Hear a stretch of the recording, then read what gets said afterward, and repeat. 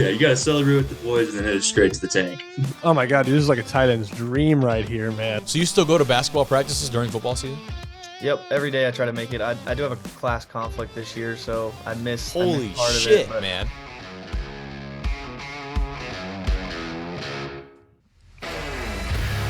Hello, welcome back to Division I Rejects. I'm your host, Kobe Manzo. This is D1R 213. I got two great guests, even more incredible co-hosts joining me tonight as we keep things rolling throughout the 2025 season. Week 3 action is gone. We're here to talk about it. I got two guests tonight, like I said, the first of which, the quarterback for Chadron State Aidan Thompson, who did everything in his power to will the Eagles to their first win over Colorado School of Mines and over a decade. A very incredible win from that squad out west. Joined later by Levi Torgerson, the wide receiver and return specialist. I mean it when I say specialist from Montana Tech. He's about as dynamic as they come. One of the most electric players in all of NAIA football will join me later. In Division II, Tim joins me tonight to talk about new teams in the Power 10 from the NCAA rankings. Our good friend Wayne Cavadi puts those together, and we've got impressive wins across the country. We talk about a lot of different D2 football teams tonight. I think that's how we should do it. Let's highlight as many teams as possible. In the D3 ranks, we had top 5 matchups that did not disappoint. Some teams that really separated themselves, put themselves into the top rank, the upper echelon of D3 football. A flyover from a B2 stealth bomber before a D3 football game. Stick around for that. It's a fun one. WIAC dominance, one of the best non-conference records in the history of Division III football from the Wisconsin teams. And then we also had a game at kind of a cliff note with 152 freaking total points. 152 points set a new D3 record. We'll talk all about that later on. In the NAIA, we have some unsuspecting playoff teams. A couple teams that, to be honest, between Matt and myself, we talk about it later, I would not have expected any of these teams to be in the conversation of, one, being undefeated at this point in the year, and two, having a real shot and getting into the national dance in the playoff bracket. And we talk a lot about the Frontier Conference. I'm going to keep it a buck with you. The Frontier is really doing its thing. So talk a lot of Frontier ball, a lot of big-time games from this weekend.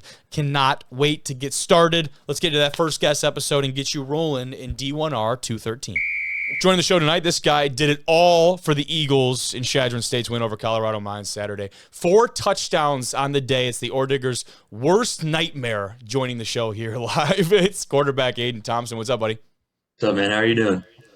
Better now. Excited to get you on the program here. I believe the first representative from the great state of Nebraska over there with Chadron. That was your first start with the Eagles. That's a hell of a way to make your name over in your new home, man. Yeah, no, it was good. I transferred over, got here in January, and a bunch of the guys. I mean, as soon as I got here, the guys just took me in under the wing, and Sure. it's felt like I've been here for 3-4 years already. Just building those relationships and getting to know everybody. So it felt good, to go out there and to still play football and just sling it around, and then it felt good just to do it for them, to do it with each other. So it was just a great team win, honestly, man. It was awesome. And let me tell you, it looked like you guys have been playing with playing alongside each other for a lot longer. Especially from those first couple of drives. You guys go back-to-back touchdowns on those first 2 possessions. I believe a field goal followed that. So 3 possessions in a row where you're scoring points and you're getting things done on the other end against a quality opponent we know over there in the RMAC. Were you just floating in that first quarter? Yeah, I mean, I kind of got out there for warm-ups, and I don't know, it just felt like another day just at practice, honestly, just out there with the guys, just against another team. Kind of just felt good. I really liked the game plan going into the week and felt really confident about it. Our coaches did a great job of, scheming it up and making sure that they're putting us in the best possible position to be successful. Sure. And so it was just doing my job, going through, first read, second read, third read, whatever it is, and just like a checklist. It just felt slow. It felt pretty good. Yeah, that's what you want. And obviously, starter or not, you're going to prepare that way every single week. You knew, though, before going into this, because of injury status or otherwise, I'm assuming you had a couple days lead up knowing that this was going to be your first start under center for the Eagles? Yeah, shout out DJ Ralph. He's our other quarterback, and he's a hell of a dude. Dude can sling it, he can run it, checks every box. But he kind of got down against Black Hills last week and got thrown in there, and wasn't sure if he was going to be able to return this week or whatnot, but decision kind of came down, towards the end of the week. He wasn't going to suit up and whatnot, but he was there helping me out. That's this great. quarterback room's special. I mean, you got DJ Ralph, you got Wyatt Sprague, our coach, Tommy Wilson. It's just a bunch of guys that just love ball, want to be around each other, just want to win. And so Hell yeah. it's special. Love that, dude. And you went to a place that is pretty special in its own right. In the last 63 games at Marv K, the Orediggers have lost only 7 games leading up into this matchup.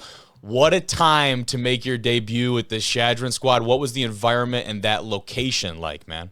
Yeah, no, first off, that was pretty. I'm a Texas boy, as you can see. Yep. West Texas, so pretty flat, pretty desolate out there. So, driving up to the stadium, I'm looking out the window, seeing all the mountains. It was like, oh, this is pretty sick. It's pretty cool, walking out there and seeing, all the mountains in the back. This is sick. And, they had, a great program over there. They always pack out their stands, and it's always going to be a great environment. So that was pretty fun, just knowing that in the back of your head that, this is just going to be a great game. No matter what's going to happen, it's just going to be a great football game, great Saturday. And so, I mean, it wasn't anything really special going into it. I mean, our mentality, Coach Long told us throughout the week is just play our game, just execute, do your job, Sure. and just be a tough team. And so that's kind of just our motto this year is just, I mean, every year is just, the toughest team wins. And so it was just pretty special. Now, the approach is the same, but did it feel any different playing there? I mean, that's almost 6,000 feet above sea level. You hear the stories of guys playing at Mile High and things over there in Denver, but that's got to be pretty apples to apples. Yeah, no, after our second drive, when I got broke that long one for a score, I feel like I was just breathing through a straw. Like I just could not get any air. I was gasping, and it was tough. And so, like, luckily we had the oxygen tank and whatnot, but it was different. Okay, that's what I was going to ask about next. You get sure. over, you get the oxygen like right away, because you talk about that long run, the 73-yard run to be exact. That's the longest touchdown scored by a Chadron quarterback since 1977.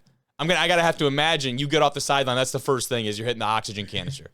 Yeah, I mean, obviously, you're dapping up the boys, getting some love. Okay, it was straight maybe to the second thing. Yeah, you got to celebrate with the boys, and then it was straight to the tank.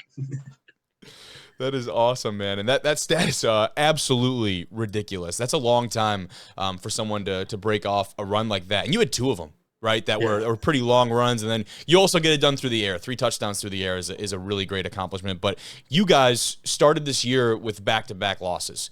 You've rebounded. And the great thing about where you're at right now, man, you're undefeated in RMAC play inside of the conference. That's a really good place to be at. What kind of growth and resilience have you seen from these guys so far in 2025?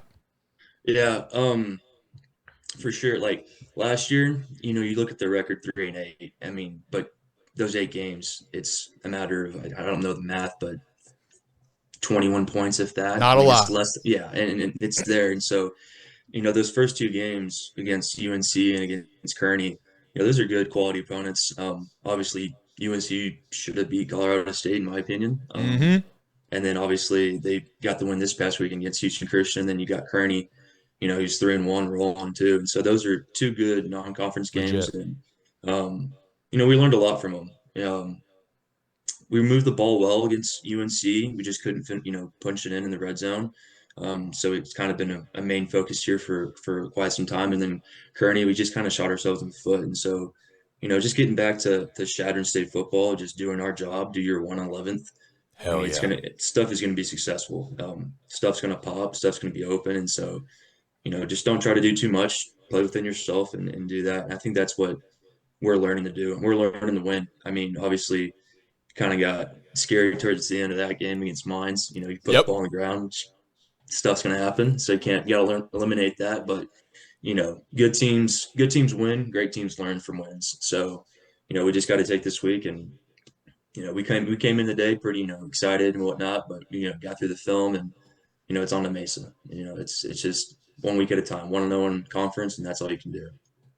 Spoken like a true quarterback, my friend. That was very well said. And yeah, you talk about it. It got a little dicey there at the end. Put the ball on the ground after the sack, believe the forced fumble, and that was something that maybe had everyone catch their breath for a second. But again, good teams find a way. You guys certainly did on the road, which is very impressive. But talk about the transition for you. What made Chadron the right choice for you coming out of the portal in your eyes? Why was that a good opportunity in your eyes? Yeah, coming out of the portal, I was just looking for a place that had, I guess, some sort of history, some sort of just pride, sense of pride about them. And, I really didn't know much about Chadron, and they came knocking, and, I did my research and went out there, took a visit, and fell in love with Coach Long, Coach Smith, Coach Wilson. The Awesome. relationship I have with them is just, it's awesome. I can talk to them about anything and vice versa. They're always going to help me out on the field, off the field. And the sense of pride in this community when we do good is just, it's second to none. I mean, the town rallies behind us, and it's awesome to feel when, you're going out there and they're supporting you. So it's a small town in western Nebraska, but I mean, it's a damn good town for football. And so we're excited to bring that excitement back to Don Beebe and, up to see a hill and see what things take us. Love it, man. Last one for you. You talked about it. Now it's on to Mesa for you guys. Back for homecoming this weekend against a solid Mesa squad. What do you need to do to keep this thing rolling, man? Yeah, I mean, I kind of said it already, but just keep playing us. I mean, it's a faceless opponent each week. They're a good squad, respect to them. I haven't really got to dive deep into them yet. That's kind of, tonight, tomorrow, sure, for sure. But, they got some athletes, and it's just about us, R11 versus anybody. And so just do your job, go through your rules, and we'll be successful. So don't try to do too much, and just one play at a time. You're as dynamic as they come, brother. That was fun. I didn't get to tune in live, but go back and put the tape on and watch some highlights because, that's what I do. Try and get around and watch highlights, and you had a lot of them from this weekend. Those are very fun to watch, dude. So excited to follow along more with this squad. Consider myself hit, man, because I haven't been in the past. So consider me following along. Excited to check in with you and the guys and see how you fare in 2025, man. Thanks for your time. Of course, man. Appreciate it. Roll Leagues. Absolutely. Have a good night, brother. Let's kick things off in the Division II landscape, and of course, we're going to start this episode, like many others, Tim, with our D1 Rejects and Walter Camp Player of the Week awards going out, and the award does not get any easier to select as the season goes on. We've got some incredible stat lines from this week to boot. Isaiah Harris from Nebraska Kearney, 24 touches, 270 yards, 4 touchdowns. Against, I believe, an Emporia State team that is, a respectable opponent inside of the MIAA, and sharing the Offensive Player of the Week honors with him is Spencer Arsenault, a guy we've had on this program, the quarterback from West Alabama. Did it all for the Tigers in their big-time win over Barton. 13 of 22 through the air for 257, 6 total tuds, and 113 yards on only 5 carries, Tim. Like I told you, bro, you get a couple guys like this, I don't even want to try and pick between one or the other. Let's just highlight them both and move the hell on. 100%. Both amazing games. Almost 300-yard rusher, 5+ touchdowns, or 6+ touchdowns. Let's keep it going. Book it. 100%. Moving over to the defensive side, we had a big-time performance. Shamarion McKinnon from Angelo State. 3 tackles, had a forced fumble and fumble recovery, punched it out, picked it up, had an interception as well over a 50-yard return for a touchdown for the Rams. That is filling up the stat book. Have to imagine the PFF grade would have been through the roof for this guy. I believe he goes by Bobo. That's the nickname on the team. Love that for the Rams and the boys down there. And finally, Joseph Kim from UCO, Central Oklahoma, 2 for 3 for field goals, but his longest, Tim, 51 yards. Believe that is a program record for the Broncos down there. And 4 for 4 on the point after tries. That is a pretty ridiculous deal. 51-yard kick, that to me is enough to get you on the board. Joseph Him is what I'm going to call him. Joseph Him. Yeah, that's good. That's very appropriate. But we'll start talking about some of the big time matchups from this weekend and jumping off the page with our team of the week selection, dude. Chadron State, and we had the quarterback on Aidan earlier, but talking about this game, mine set a share of the RMAC title in 7 of the last 8 years. A win of this magnitude for Chadron is something that I really did not believe as we'd be talking about something like this at the start of the season. This Eagles team has gone on to prove a lot of people like myself, not necessarily wrong. I wasn't preying on their downfall, but to go out and prove a point, man. What can you tell me about this matchup? Yeah, man. I mean, Chadron State, props to them for taking down, the Colorado School Mines. They came in as the number 23 ranked team in the country. And this team has just built every year. They have they've just built on their wins every single year in the standings. But when it comes to Colorado Mines falling off, I don't think they've fallen off. I just think the competition has gotten better. It's an adjustment period for them. They can't dominate forever. Like you said, they shared the RMAC title in 7 of the last 8 years. I mean, at some point, that's going to have to end, and they're going to have to adjust to the competition in the conference. Joseph Capra didn't play well last game, and Landon Walker looks great. But the passing game will come, especially when they get their wide receivers back. So I would say it's not panic mode for Colorado School Minds. 100%. Flynn Shield not being in the lineup, not suiting up, that hurts, right? Yeah, that hurts this Orediggers team. 6'4", 210 pounds. He's a preseason All-American, a Shrine Bowl watch list type of guy. He hasn't played in the last 2 contests for the Orediggers. Yeah, I don't think it's a panic mode for this team. I think they'll rebound, and this is a good program. Programs stick around forever.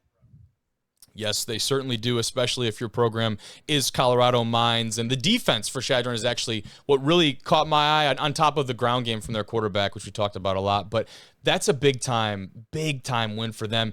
If Shield can't come back for this Mines team, this is going to be – they're going to be on the ropes here, because you look at the top of the conference with Pueblo, Western Colorado, teams that are kind of taking it and running with it right now inside of the RMAC. This is a Mines team that – I certainly don't think is in playoff consideration. Now you're just talking about hopefully finishing in the top half of the conference. There are other teams, like you said, that are leveling the playing field out there. Again, there's no more like the John Matoka conversation obviously is gone because he's been out for a couple of years. But rebounding off of that, off of a coaching change, these other things, the Orediggers have certainly had a great history. This is not going to be a prolonged down spout for them. This is going to be probably a year or so of maybe what we're not typically used to from them out there in Golden, Colorado, but they will be back. It's just a matter of when, not if, but when, correct, for a team like this. Yeah, and you see a school having a down year for them is only 3 or 4 losses is a down year. That's some school's best year, you know? Correct. So that's just the type of program they are now, so they just have to live up to that standard. Yeah, you got teams across America that would love to be in that club, but a team that is taking the right steps to do this really in all phases of the game. Let's talk about and go down south here a little bit. Carson Newman, Tim, pick up a first statement win for them in 2025. They had a lot of them last year in 24, but this is the first one for them this season over number 17 Lenore Rhine. 24-7, the Eagles pick up a big-time W. They had lost the last 6 games to the Bears, and I think a big piece about this going into the game was that Lenore Rhine was missing out on a bunch of their big-time playmakers. Their quarterback, wide receiver, running back, a lot of the offensive skill groups were really depleted for this Bears offense, Coach Sosha and company. Not an excuse, right? The best teams in the top 25, you got to go with without all the bullets in the gun, so to speak. Carson Newman also without their starting quarterback. And Tim, they had 3 backup offensive linemen place pretty meaningful snaps in this one. So both sides depleted, just about leveled the playing field, I guess. Yeah, but it's that next man up mentality, right? You always have to be ready, and you have to prepare your guys on the bench to step into those situations and play well. And Carson Newman taking advantage of that situation, beats a ranked team. And this Carson Newman team, how fun is this team to watch, man? This team is so fun to watch, and adding that little bit of passing into their offense is just so hard to defend for a defense. Zane Winsett was elite on the ground. He's been elite on the ground this season with 250 yards. The team's almost at 1,000 yards rushing already. So when you complement that type of offense with a passing attack, it's so hard to defend. And another thing about Carson Newman is they have had 21 D1 transfers come in, or at least on their team right now. That's so much, and that just shows how college football has changed, especially at the Division II level. This team was 1-9 in 2021, and they just stacked good seasons, and now it's all coming full circle for this Carson Newman team. It definitely is, and Ashley Ingram, the head coach over there, his experience at Navy running the option, you watch this offense, it is dynamic. A 4th-ranked nationally team last year in rushing yards. They threw for over 120 yards Saturday against a really quality Lenore Rhine side, and he said, this is a quote from Coach Ingram, I always tell people, if you want to be really good at running the option, you better be able to throw the ball. Yeah. What a fun, different take on option football. Not something that I thought I'd be saying about a team like Carson Newman, but they have certainly embodied that. You talk about changing with the times and changing for the opponent. They've stepped up to the task in a lot of ways, and watching that, I think the biggest piece that I saw is their complementary kind of play calling. And I've seen some good cut-ups of this on Twitter and other pieces. But you've got a dynamic playmaker at quarterback. Get him in that jet motion on like the power read for the QB. Give him the opportunity to hand that thing off outside or take it up the middle, depending on what he sees, reading that edge defender. And then they go and incorporate something like that. And then he takes the ball back and tosses it up for 30 yards. And as a defense, you're going to catch a lot of the safeties' eyes, maybe getting a little lazy in the backfield. So that's certainly what we saw from the Bears in this one. But I love how multi-dimensional this Carson Newman team is. And consider myself hip now. I don't think I was necessarily on board with knowing how explosive this offense was. You hear option, and your mind immediately goes to like boring, quote-unquote, drawn-out football. But this Carson Newman offense is very fun to watch. It's the opposite. Yeah, and with these option teams, they're so hit or miss every season. If you pay attention to Division I, right, you got Army might be a top 25 team one year, and then they're winning one game the next year. Because once you get some playmakers and you can fit those puzzle pieces really well, like when I was at UConn, we played a guy named Malcolm Perry. He played for Navy, ended up being a 7th-round draft pick in the NFL. There you go. Absolutely tore us up. Navy was ranked that year. Navy was unbelievable. And then after they lose those guys, they fall off. So it's just that offense is just, you got to fit the puzzle pieces. Getting D1 transfers helps that. Making it multi-dimensional, multifaceted also helps that as well. Pitt State, they're putting the puzzle pieces together here, Tim. They've defended the jungle very well the last 2 weeks. An 0-2 start for the Gorillas is not something that was on anyone's bingo card, but they're back. They're 2-2. They've righted the ship, so to speak, over there in the MIAA. People were too soon to overreact about an 0-2 Pitt State team. Was I one of those people? Potentially. But here we are talking about it. What can you tell me about the bounce back here? And I guess before you get into that, the man that really got it done from them, Luke Nigaman, the tight end for Pitt State, is all over the field in this win over Fort Hays State, 31-16. He's got 3 touchdowns, and you see it there. He's not catching the pass. He's running it in. Tim, they got him at the Wildcat spot in this Pitt State offense. They identified him as a really dynamic dude out of the backfield. Obviously, big-time frame from him. He's able to make some big-time plays in the red zone for this Gorilla squad. Look for a lot more of that moving forward. I don't know how you stop that. You get an extra blocker on the field, and then you get a big-time frame like that going behind him, coming over the goal line. Oh my God, dude, this is like a tight end's dream right here, man. Yes, I'm watching this like, oh my, where was my OC when this was going on?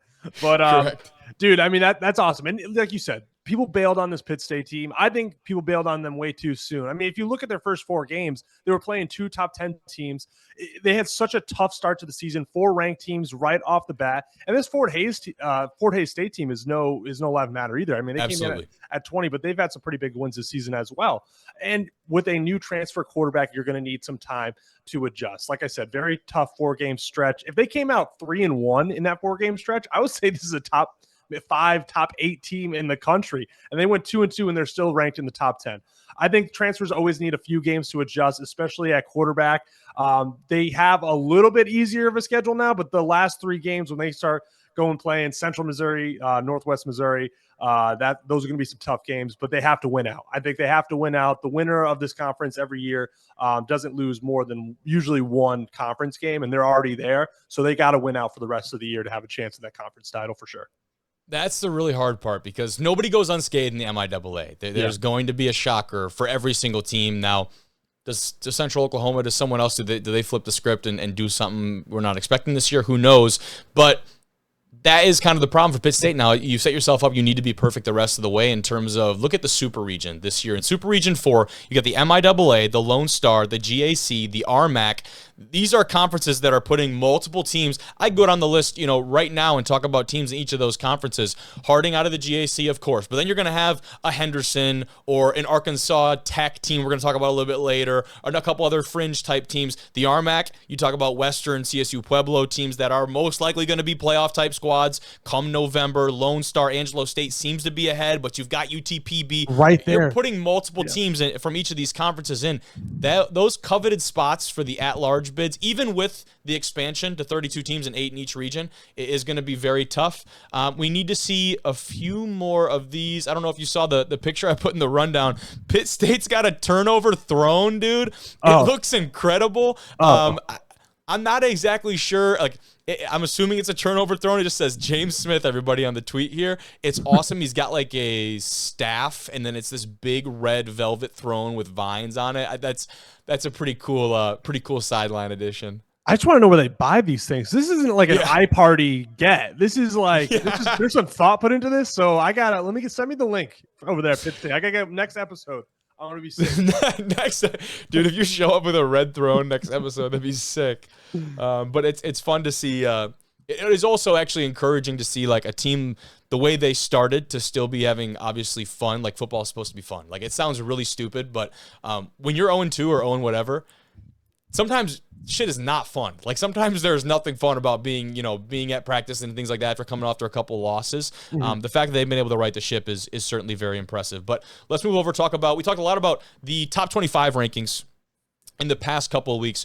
We'll switch gears a little bit, and our good friend Wayne Cavadi puts together the NCAA Power 10 for the Division II level. We're going to talk about some of the new teams debuting in this week's Power 10. From number 1 to number 10, we've got Ferris State, Harding, West Florida, Kutztown. Those top 4 are pretty solidified there. Angelo State at 5. You go Western Colorado, Minnesota Duluth coming in, making their first appearance at number 7, Pitt State at 8, UTPB at 9, and then Cal PA and Slippery Rock share the number 10 spot.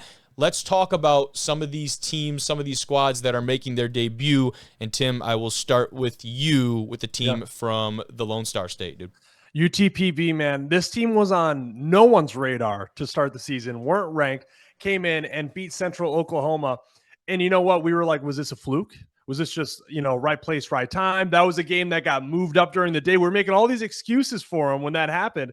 But this team has shut us down and said, no, we're here to say we are a top 10 team in this country. And this is the massive. Last game was a massive win over Texas A&M Kingsville.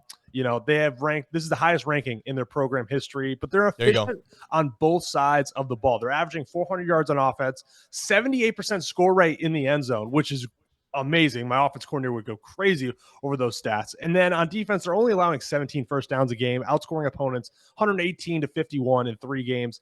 But listen, they got Angelo State in 2 weeks, and I think that's going to be the real test for this UTPB team. Angelo State is looking like a national championship contender right now. So where they really stack up is going to be in that game, I believe, in 2 weeks. But right now, this team is doing what they need to do to get wins. They're playing to the level they need to do. They're creating a standard at UTPB.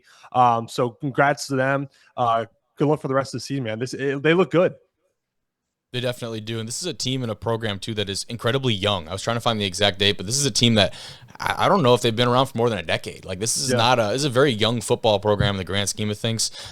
So that staff has a lot of really good things to be proud of down there. But at the number 10 spot, it's split between Cal PA, Slippery Rock. The great thing about that, they play this weekend. This is actually the 3rd meeting between those two teams in their last 11 games, respectively, at least from the Cal PA side of things. I'll talk about the Vulcans a little bit. You've got a veteran offensive backfield. Roman Purcell, he's a transfer quarterback that has come in and done a really good job with this offense right away after you graduate a big-time piece in that position a year ago. Bobby Boyd is back in the backfield at running back. So that seniority at those positions I think is really important for this Cal PA squad. And then maybe an underappreciated part, of a game like this and a team like this, they've got a boot when the game comes down to it. You've got a guy in Harry Radcliffe. He is extremely solid from 40-plus yards. Believe he has already hit 3 of those, distance plus kicks this season in a game against Slippery Rock this weekend. I'm going to imagine those points are going to be at a premium. So I love the fact they got a guy they can count on from range. Tim, talk to me about the other side, though, in Slippery Rock. I'm going to keep this one short and sweet, man. They're 8-2 versus Cal PA at home. That's who they play this week. Huge game. But listen, they got D1 at quarterback. D1 Owens, 4 TDs last game. This guy is a playmaker. That's it. They got D1 Owens, man. That's all I got. Yeah. That's all I need. That's all I need, honestly. No, facts. And we did the all-name team. Believe it or not, he was actually not first-team all-name. It's crazy. I don't know if you remember who the first teamer was. Oh, dude. Was it? No, it's not General Booty. No, that he's gone. He's gone. But Bobby Bacon from Pittsburgh State took the first spot, and D1 Owens was a close second. Okay, gotcha. That could have been an honorary 2-quarterback system. I'm sorry, General Booty just came to mind because I think that's the standard. We used to have one at Michigan Tech his name was Steel Fortress. Oh, no way. Did you ever hear about that? No. Oh, no, he's not playing anymore, but that was a legit human. There was a dude roaming around playing some good ball, built like his name. I meet him in the A gap any day, man. Any day. Oh, God, no. Steel Fortress. Rounded out in terms of debuts in the Power 10, number 7, Minnesota Duluth. This is a Bulldog team that obviously I got the chance to see in person against Mankato. And what's really important about the Bulldog team, what you need to know about them, is they're learning how to handle these big games. They're learning how to control these games. At that Minnesota State game against Mankato, they end up getting the win, but they had to rely on some last-second heroics there and a couple interesting plays. This is not going to be the case for Duluth moving forward. You look at this Sioux Falls game this past weekend. This game got ugly. It was 34-0 at one point. The first 4 drives were all touchdowns. This is a Duluth team that is one of the most physical in the country, and that's what we've seen be kind of the key factor into the playoffs. Obviously, you get playing into late November, and that becomes a factor. What team is going to be the most physical and not want to, get off the field and get on the bus? Duluth certainly fits the bill. I think it's really important they're going to learn how to finish and learn how to stay in control of a lot of these games and not rely on whatever comes down in the fourth quarter. And a really cool piece that just came out and was made public today about 2 of these teams we're talking about is Slippery Rock and Duluth, Tim. They have announced, as we can see here, the 2 nationally ranked D2 football programs have signed a home-and-home contract that will see the University of Minnesota Duluth travel to Slippery Rock to open the 2026 season, and the Rock visits Duluth to open the 2027 season. And so diving into this a little bit more, this is the first, or will be next year, the first ever meeting between these 2 programs. And we were kind of talking about it before we got the show started. We're spoiled. We're downright spoiled when it comes to Week 0 contests. Look at the stuff we've had the last 2 years. I go back to, of course, the Pitt State Ferris this year, and Northwest Missouri State, Minnesota State. Even a year before, we had GV at a really good Mines team. There have been some really good Week 0 competitions. Love to see this added to the slate. 100%. It's never a bad thing, right? When you get a couple of ranked teams playing Week 0, start off the season hot, and these teams might see each other in the playoffs. So get a little tape on these guys to start off the season. Who knows? You might see them at the end of the year. That'd be wild. That would be really sweet. And we've seen that happen a little bit. You go back to the Cal PA and Slippery Rock talk. In the PSAC last year, the Vulcans got the best of the Rock in the regular season. Slippery Rock came back in the regional final and beat them pretty handily. So lot can change. 100%. One thing that seems to never change inside of D2 football is the fact that Harding's going to run all over you. Southern Arkansas, they got flex bone, 31-12. The Bisons absolutely roll in one of the most dominant wins I think that we've seen. And the score might not say it, 31-12. Harding certainly has had more dominant wins even just this season. But a Southern Arkansas team that Coach Smiley and company, I've been pretty high on and really have a lot of respect for. Harding doesn't care at all. They ran all over these guys. Braden Jay is lightning in a bottle. He's the home run hitter that everyone knows. And they've had to replace some key pieces offensively, Dela Cruz most notably. But the great thing about Harding and the system that they have is all of these places, not to diminish any of these individual playmakers, they're all replaceable. Inside of this system, each one of them is replaceable. Now, there are guys like Dela Cruz and Cole Keelan and Braden Jay, and you go down the list. There's a lot of them that help and they make this offense go, but all of those pieces are replaceable. It all starts and finishes with the O-line, which has been one of the best units in the country. It didn't even matter. The Bisons did not complete a pass and still dominated with almost 500 yards of rushing against what really could be a ranked Southern Arkansas team. So that's my impressive win this week. Talk to me about another squad that you were impressed by.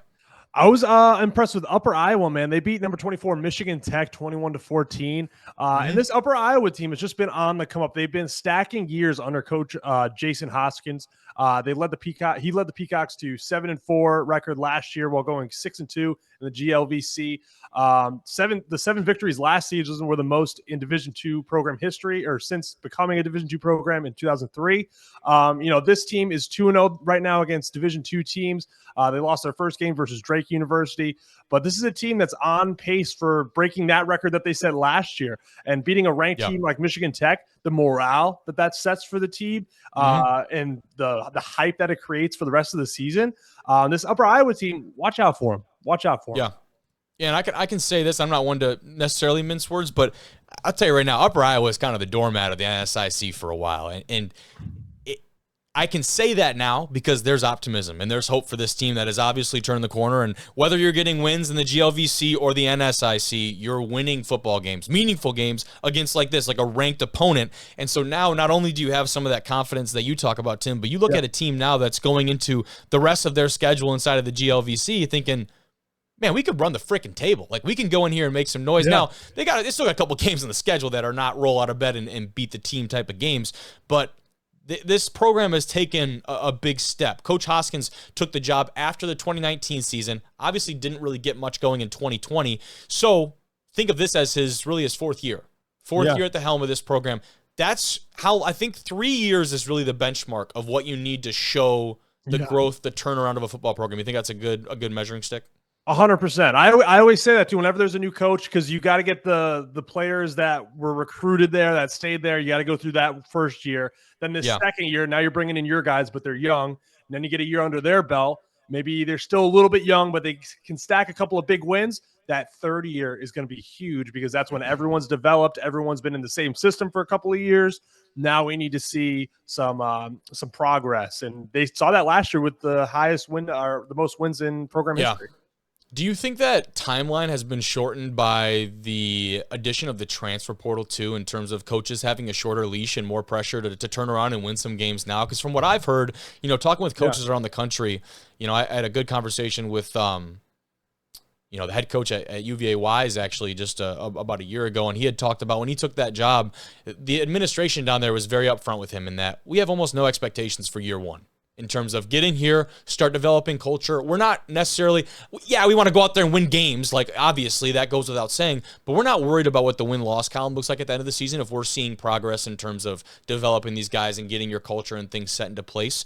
Now, the years following that, we better see some results. I don't know if every school in the country follows that philosophy. Do you think this timeline has been shortened by the transfer portal and other ways of getting talent in quickly?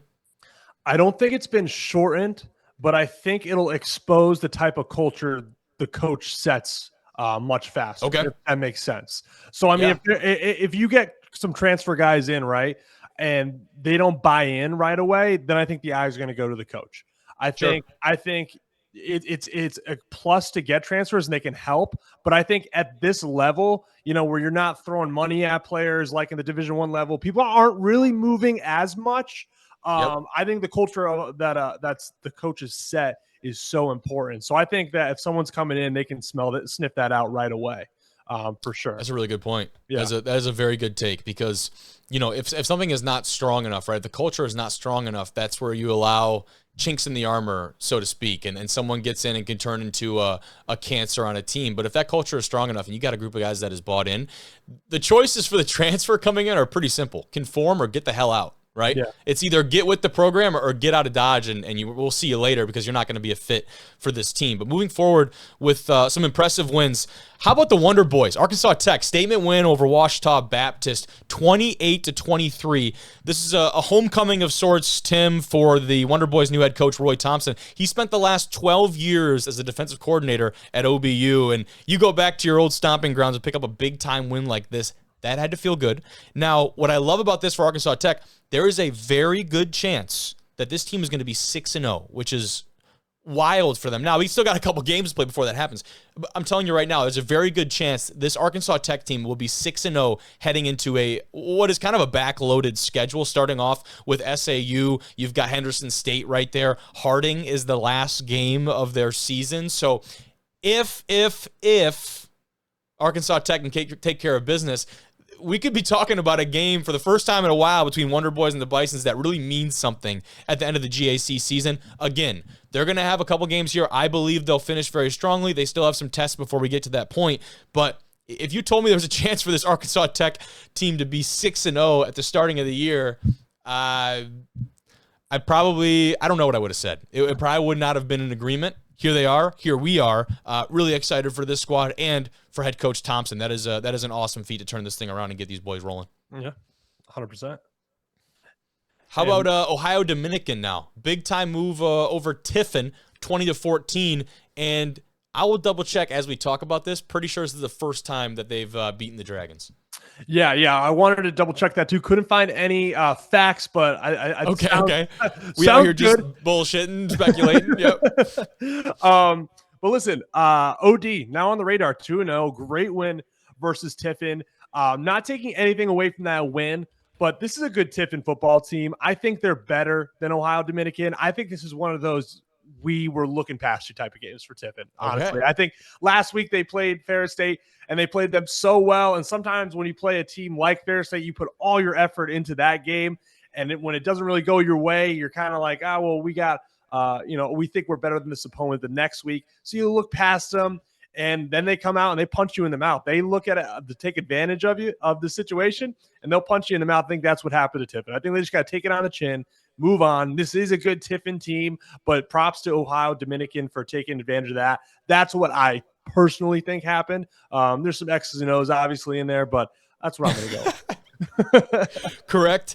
This is snapped a 7-game slide with the Dragons, the first win in the GMAC era for these guys, and that's a big feat for the Panthers, man. That's the 100%. That's the first time they've beat Tiffin since November 14th of 2015. So the first win versus Tiffin in the GMAC era. Let me add an asterisk next to that. That's a long time. That's a decade. Since you've beaten this squad last. Big time win for this Ohio Dominican squad. Certainly an impressive one at that. And then we'll finish things off here with some other scores around the league. Wayne State College, Moorhead, they took on the Dragons and they prevailed. 27-17, Wayne State beats Moorhead on the road. And Moorhead was 3-0 in this thing. Moorhead, I think a lot of people were getting pretty high on them, and it's hard not to when Jack Strand is your quarterback. But you look at their strength of schedule as I pull it up potentially live here as I'm looking at this. You start the year off with Northern Michigan, who is still figuring things out, to say in the slightest. You go and you beat the crap out of Southwest Minnesota State.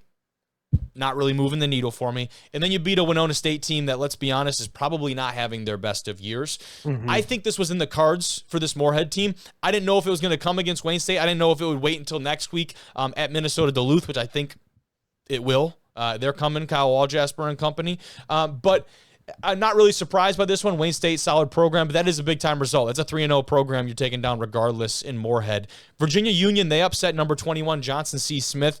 This VUU squad, big-time bounce back. They got their bell rung last week and get upset by Edward Waters. They come back and take down JCSU. And, hey, if we're going down, we're dragging everyone else over here with us. 28-10, they take down the Golden Bulls. Clarion takes down Shepherd 51-38. And there is a stat. I'm going to find it on that one. But this Clarion team is, I think, another sneaky one. Like a very, very sneaky one. The offensive output from the Eagles has been really impressive as I go and try and find the stat. But Shepherd is no pushover. I've been very impressed with this Clarion output. This is through 4 games, Clarion has already eclipsed their win total from 2024. So they're already back to as many wins as they had a year ago. It's the first 4-0 start, for the Golden Eagles since 2015. So again, a decade in the making for those guys down there in Pennsylvania. Nebraska Kearney beats Emporia State 34-20 behind Isaiah in the backfield. We talked about him earlier. And then finish it off with this, man. Franklin Pierce. They stopped Bentley's NE10 run. Maybe thought they'd be cruised through the conference this year. 35-21, not the case. Dude, if you've been following the NE10 for the last couple of years, this is a huge upset, but a huge victory for Franklin Pierce, because Bentley, like you just said, with New Haven out of the NE10, you thought that this was their conference, maybe Assumption, maybe St. A's. But this Franklin Pierce team, who didn't have a football program when I was still in college, has come up and they've developed this program to now being one of the contenders in the NE10. I mean, they beat Bentley, who was the front runner for sure. So they got to be at the top of the mix right now. They've gotten a couple of big transfers there. So props off to Franklin Pierce, man. Props off to him. Holy unk status, brother. They didn't have a program when you were still in school? Dude, don't age me out, man. Don't age me out. Dude, that's ridiculous. We're only week 4. That program is that new? I believe so, yeah. They Holy cow. Yeah. I'm looking back at the preseason poll for the NE10. Bentley was first with 4 first-place votes. St. Anselm, Assumption both had 2 first-place votes. Franklin Pierce, no first place votes. They did come in tied for third with Assumption, but nobody was picking the Ravens to win the conference. So that is a very big time W for that squad, dude. Yeah, man. Yeah, I mean, hopefully. And my Southern Owls got a big win. I was there this weekend. Big win over AIC. Yeah, that's yeah. That's it's a win. It's one of the wins of all time. Hey, massive victory for the Owls. We're on our way, dude. We're on our way. Massive. Massive. Now we're just downright embellishing. Hey, a lot of ball left. Great defensive matchup there. 10-3 final score. 10-3. Was it like negative 10 degrees? Could they not throw the? What was that? Perfect day. Perfect weather, Kobe. Perfect weather. Okay. Sunshine. Okay. No wind. Boys were just, run the ball, run the damn ball. We'll remove the sticks a little bit here and there. Might be the quickest game ever. The clock was just running the whole time. I think the first half, was 35 minutes. Dude. That is wild. That's actually kind of how Mankato and Duluth felt. Yeah. It felt like we just, at some point, I don't know how, you're watching these two teams go at it, and those are two of the most physical teams I've ever seen in person. You're like, someone's going to get knocked out, and then we'll finally get a whistle because someone will be unconscious on the turf. And until that happens, I don't think any whistles are being blown. We're just going to keep running into each other. Yeah. Nah, it was a battle. It was a battle, man. Sweet. That's all we got for D2 football tonight. Tim, thank you very much, my friend. Let's get going in Division III football this week. And, fellas, we'll start things off as we do with our Walter Camp and D1 Rejects Players of the Week. The picks never get easier. The stat lines only get more and more ridiculous. Seth, Jimmy, let's kick this thing off here. Garrett Gurney, a name that we have not talked too much about on this program. Maybe we should start doing that. The quarterback for the Muskies here, he had himself an absolute day. 32 of 39, 559 through the air, 7 tuds, and 1 pass that unfortunately went to the other team.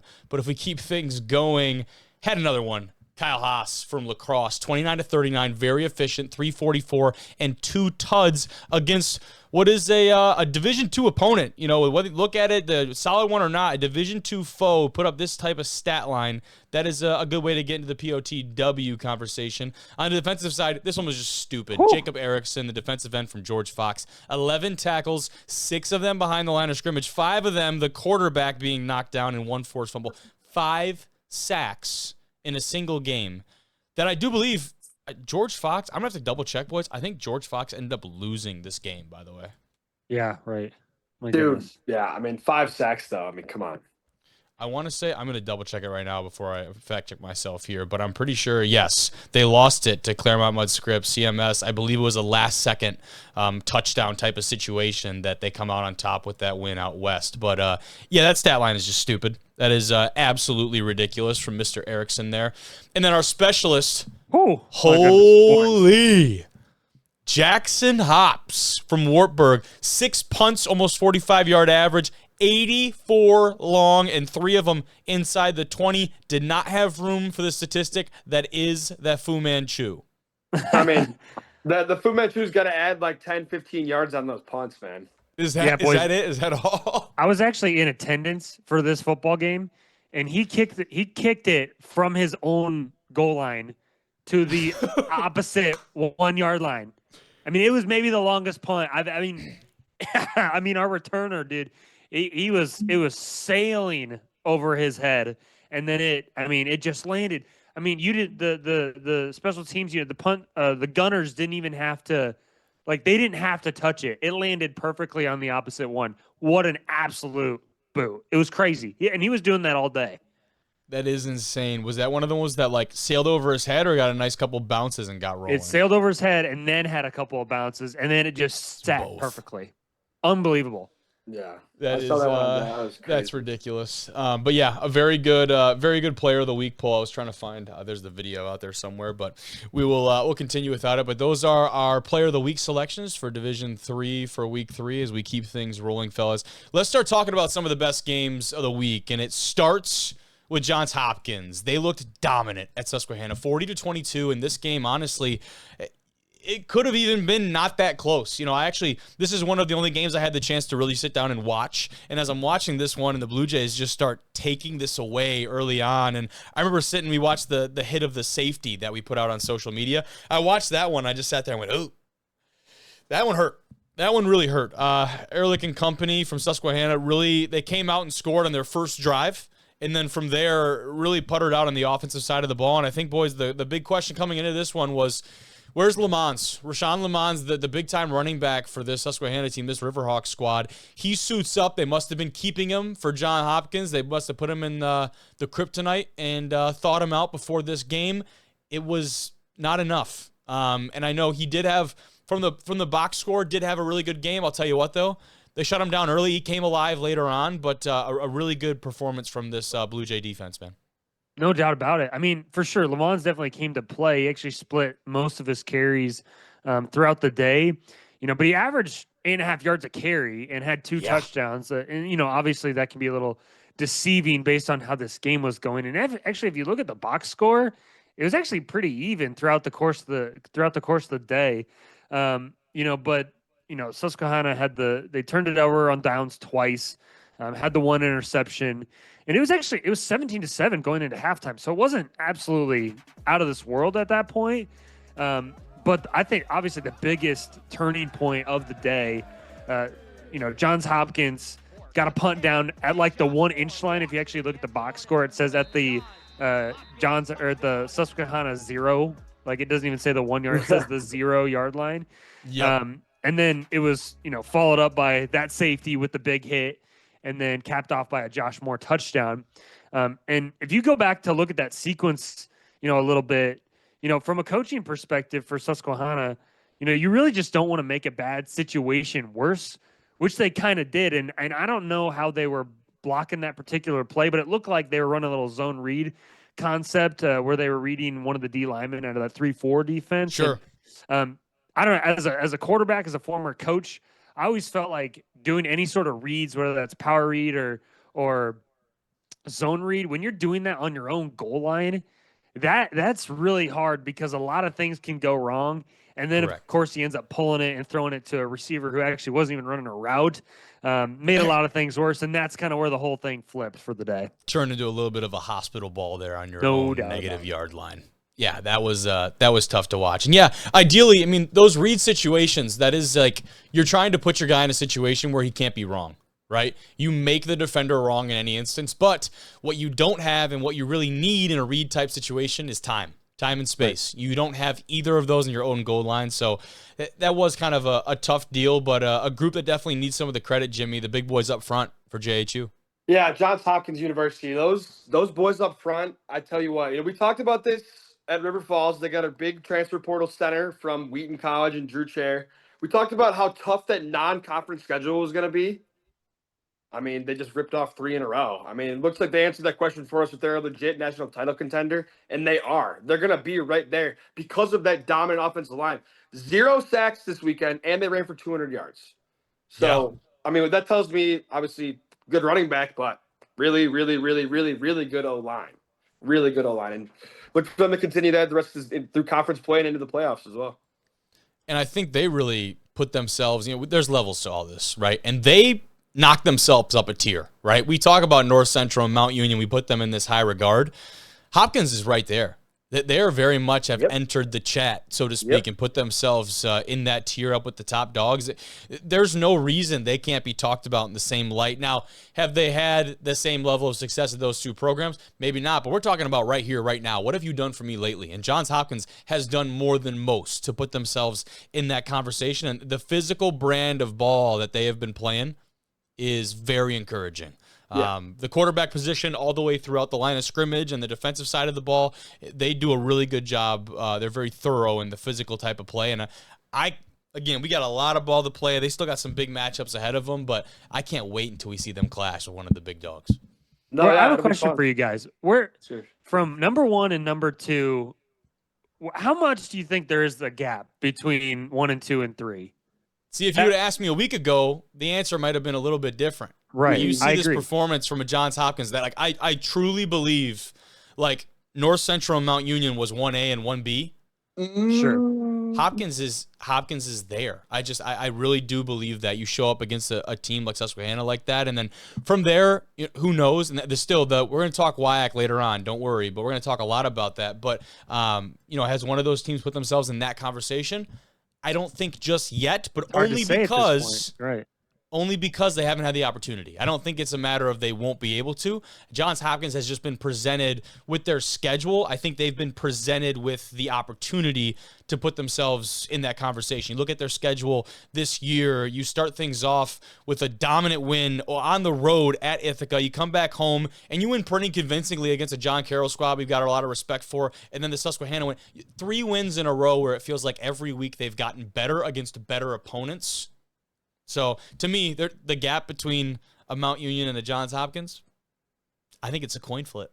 Yeah, wow. I was gonna go as far as saying, in my opinion, Johns Hopkins might be better. That might be crazy. But this is what we're like. I'm just stirring the pot here. Like I'm just calling it how I see it. I mean, Mount Union did not look great in the second half against Wheaton week 1, and that's kind of something in the back of my mind. It's like is that the best team that they played? Is Wheaton so far?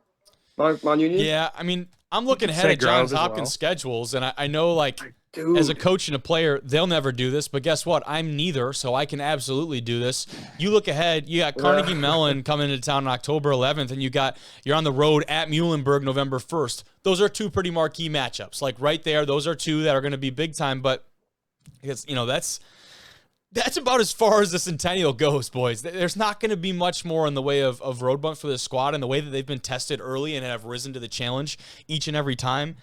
This team is going to snowball in a very good way, I think. Yeah. So hard to disagree with that.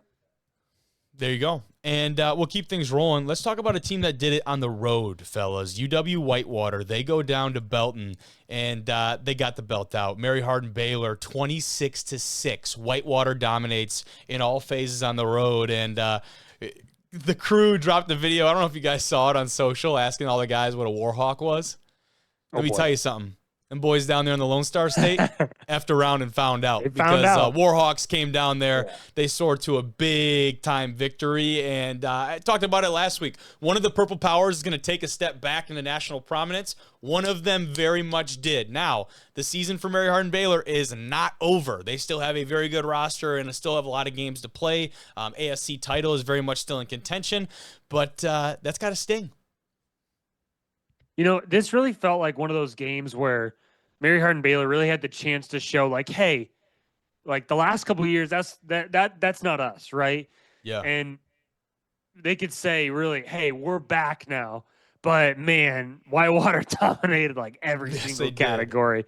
The one that I really looked at was, Whitewater had 38 minutes for time of possession, whereas Mary Hardin Baylor only had 22.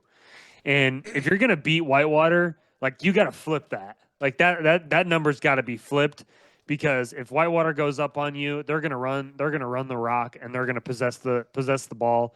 And certainly Mary Hardin Baylor or Whitewater doesn't necessarily put up monster stats, and they don't put up a monster number in the score box or in the box score, but like, they're gonna run the ball and they're gonna possess the ball. And they had 400 yards of offense, but man, those 38 minutes, I bet Mary Hardin Baylor was just waiting to get back on the field, and they just certainly couldn't get back on there.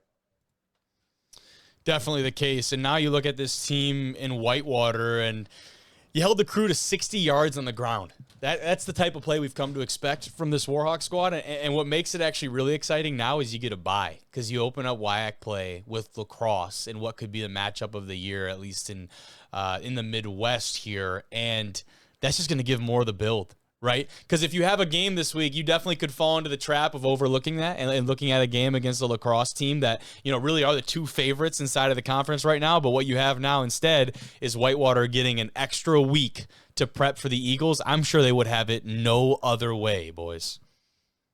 Yeah, it's always nice to get that time to prepare, for sure. But Whitewater could be Whitewater again. They just crushed. I mean, that was just. Yeah, I mean, you guys covered it all there, man. I mean, but 26-6 against a really good Mary Hardin Baylor team, holding the 60 rushing yards, like, that's what really stood out to me there too. And obviously being so effective on 3rd down, converting 2 4th downs too, like, that's huge.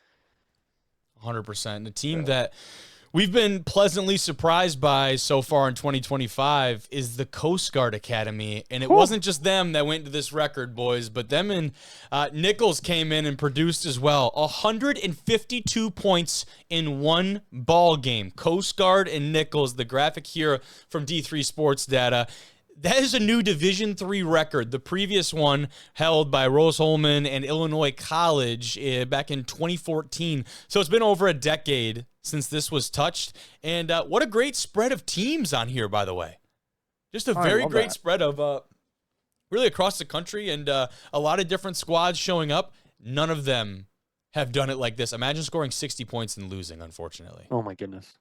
I mean, I thought the game last week was wild with River Falls and Co. putting up a bunch of points and ton of total yardage of offense. But I mean, this was just another level. I mean, this wasn't even video game. Like, this is two guys put college football 25 on easy mode and said, "Let's go. Like, let's see how many points we can score." I didn't even know that was possible. So unbelievable score box or box score. Holy cow. So at 100, when this game reached 138 points, I believe they said that was the tie. Now, going off the graphic, it says something different. But anyways, after it gets to 138, maybe this thing starts to settle down. 88-yard kick return, boys, just to keep this thing going. Oh, my gosh. Nuts. If you, I was looking at the box score. If you include the kickoff return yards with the yards of offense, it was well over a mile of yards. So it was 1,413 total yards of offense, but with the kick returns, it was like closer to 1,900 or 2,000. So. On top of that, a 92-60 score is scoregami, boys. Oh, I would hope so. Yeah. I think anything with 92 got it, right? That's good. You got to be hurting today if you're Nichols, though, right? I mean, you got to be hurting. They're looking for their first win on the year. You go out and score 60. 92? 92? We got to go We're back talking to the about drawing 60 board. minutes of straight cardio. I'm changing my defense. I'm doing something completely different next week. I'm not even like, I don't care what it is. I'm changing everything if I'm the defensive coordinator. Shout out. I'm sure like it's been a rough week, but damn, I mean, holy cow. Seth is training for a marathon right now. I don't know if he would have been in shape to be a part of this game, just running back and forth. It would have just been gassers. No, that's ridiculous. Hey, they won. Nichols won the third quarter. Is that they score all 60 points in the third quarter? They held them to 7 in the third quarter. Let's talk about that's absurd. Actually, can we go back? Like, that is absurd. No, listen. They only scored 7 in the third quarter. The first quarter they had 35. The second quarter they had 29. The third quarter they had 7. The fourth quarter they had 21. Oh boy. That might be the stat of the day. I need to put the tape on. Honestly, I haven't watched the game. Like, I actually legit just need to sit down and just watch the game. Like, just no like cut ups, just watch the game. Because I would love to see what the pace of that felt like. Oh dude, it had to have been like, yeah, I mean. Let's talk about a trio of upsets. Division III teams fared very well against the Division II counterparts. And Jimmy used the air quote. Yeah, a couple of these probably not even really upsets, right? You look at where these D3 teams are in comparison to their D2 foes. And we'll kick things off with you, Jimmy. Lacrosse, they go and they beat Wayne State. And this is a Wayne State team that, hired Coach Tyrone Wheatley there. And it felt like, from the outside perspective, maybe a solid home run hire, a guy with a lot of Michigan college football ties, a very prominent name coming into back to Detroit and picking this program back up, because this is a program under Coach Winters. You talk about a national championship level program, Wayne State and the Warriors. It has been anything but that in the last better part of a decade, and it has not getting any better. And so, unfortunately, Wayne State, I'm not really surprised about the result of this one, because you take that trajectory combined with the fact that lacrosse is very much inverted under Coach Janis and company. This was brewing for a while. Color me surprised. I'm not going to come on here and give you no clickbait, Jimmy, but tell me about this one. Tell me about the Eagles. Yeah, this one was just, I mean, you can call it an upset because it's D2 versus D3. In no way this was just an upset at all. Agreed. Lacrosse is just I mean, they're a wagon. They're real good. But, interesting stat here. They scored 31 points, but there was 4 punts in a row to start this game. So lacrosse punt, Wayne punt, lacrosse punt, Wayne punt. Very, very uncharacteristic of lacrosse to start that slow. But let me tell you something about Jack Janke. 10 catches for 147 and 2 touchdowns. Hello. Career highs in receptions and yards. I thought he was definitely a candidate for player of the week. I think I might have had him in there. But no, he was. His quarterback just outperformed him, unfortunately for him. Haas is just surgical. Yeah, Kyle Haas is a dog, man. He's accurate. He makes a lot of good reads, gets late progression throws. You know what's something that stands out, though? Lacrosse only had 3 penalties this weekend. Last week on the show, I was talking about how Yagi's going to get in that film room and be like, hey, we got to be way more disciplined. We got to do this. We got to do that. He's probably screaming at the boys. We got plenty of those last year, but they cleaned it up. 3 penalties for only 30 yards, cutting your penalties in half from last week. So props to the Eagles for that. And on the other side of the ball, Wayne State, 12 penalties for over 100 yards. Yeah. Those are just drive killers, man. Whether it's all the offensive, the defensive side of the ball. And also only going 4 for 15 on third down. You guys know that's my favorite stat. They were not efficient on third down. They were not getting it done. And that also tells me they weren't getting enough yards on first and second down. You're not setting yourself up for third and manageable. You're probably third and long too much. So you know what stands out to me, man? Only 55 yards on the ground for a UWL team that won the time possession battle, but a lot of it was through the air. And a guy that we've got to see in person, man, Gabe Lynch is he's a compact back that deals in power and speed. Like, he really is. He's a small but powerful package. He's played in both games for him this year, and I say only, I mean only 98 yards in 2 games, because that's the type of back that he is, and that's not ridiculous for him. He's averaging under 3 yards a pop, only got 1 touchdown in those 2 appearances, and he's got to get more involved. He certainly has to get more involved for this lacrosse ground attack. You talk about what they need to do to go and beat a team like Whitewater here in a couple weeks. It starts with Mr. Lynch in the backfield, and handling the ball and keeping the chains moving, because out of 21 first downs for this lacrosse team, not many of them on the ground. And you're going to have to do that against Whitewater and some of these other squads inside of WIAC play. So I would think definitely expect a heavy dose of Gabe moving forward, boys. But let's move things forward. Another WIAC squad, another GLIAC team. And what a bad look for the freaking Great Lakes Conference here. But again, I would very much say, again, this is not an upset. Oshkosh, the Titans go and beat Roosevelt after 3 weather delays. Oh my gosh. I love the title of this recap for Oshkosh. They called it a marathon win. And I think that's absolutely a perfect description for this one. 3 extended lightning delays, and you guys know all about it. If there's a lightning delay, you guys know it. There's going to be at least 30 minutes before you can go, and it feels like every time there's another strike, it resets and resets. Yep. And they had to do this 3 separate times, and it ended up taking 5.5 hours. And when I first heard 5.5 hours, I didn't think that was anything crazy, but then looking at like when the game started, when the game ended, like started at 1 p.m., ended at 6:30. Like that is, I mean, a monster game. Like that has to be absolutely, I mean, just exhausting to go through to start it up, get it going, recharge, and then do it again. I actually saw there was a lot of delays around the country, but nothing like this one, fellas. Ended up, it was 21-14 going into half. And, I feel like delays a lot of times favor the better team, just the more talented, more physical team. And obviously, Roosevelt took that early lead. And I think that really let Oshkosh kind of catch their breath a little bit. And, with the new film rules and the new film that you can get, you can actually watch those games. You can watch the film in real time all the way back. And so I feel like Oshkosh got to watch the film for a little bit, especially going back into that locker room. So you can get in the locker room and do film study? Yeah. Oh, yeah. Yeah. Yep. Yeah. Right away. I mean, it's in real time. You How does that? I did not know that. How does that work? That is wild. Yeah. So as the film guy last year, who absolutely, could not stand doing it, but essentially, this is a new rule with NCAA, and essentially, you hook up these 2 discs. One goes to your end zone camera, and one goes down to the field. And both cameras hook into a box, and everybody's software is different. We use Sports Scope. Some people use Huddle, but basically it sends a signal to on the field, and all the iPads work down there, and you can replay the film in real time.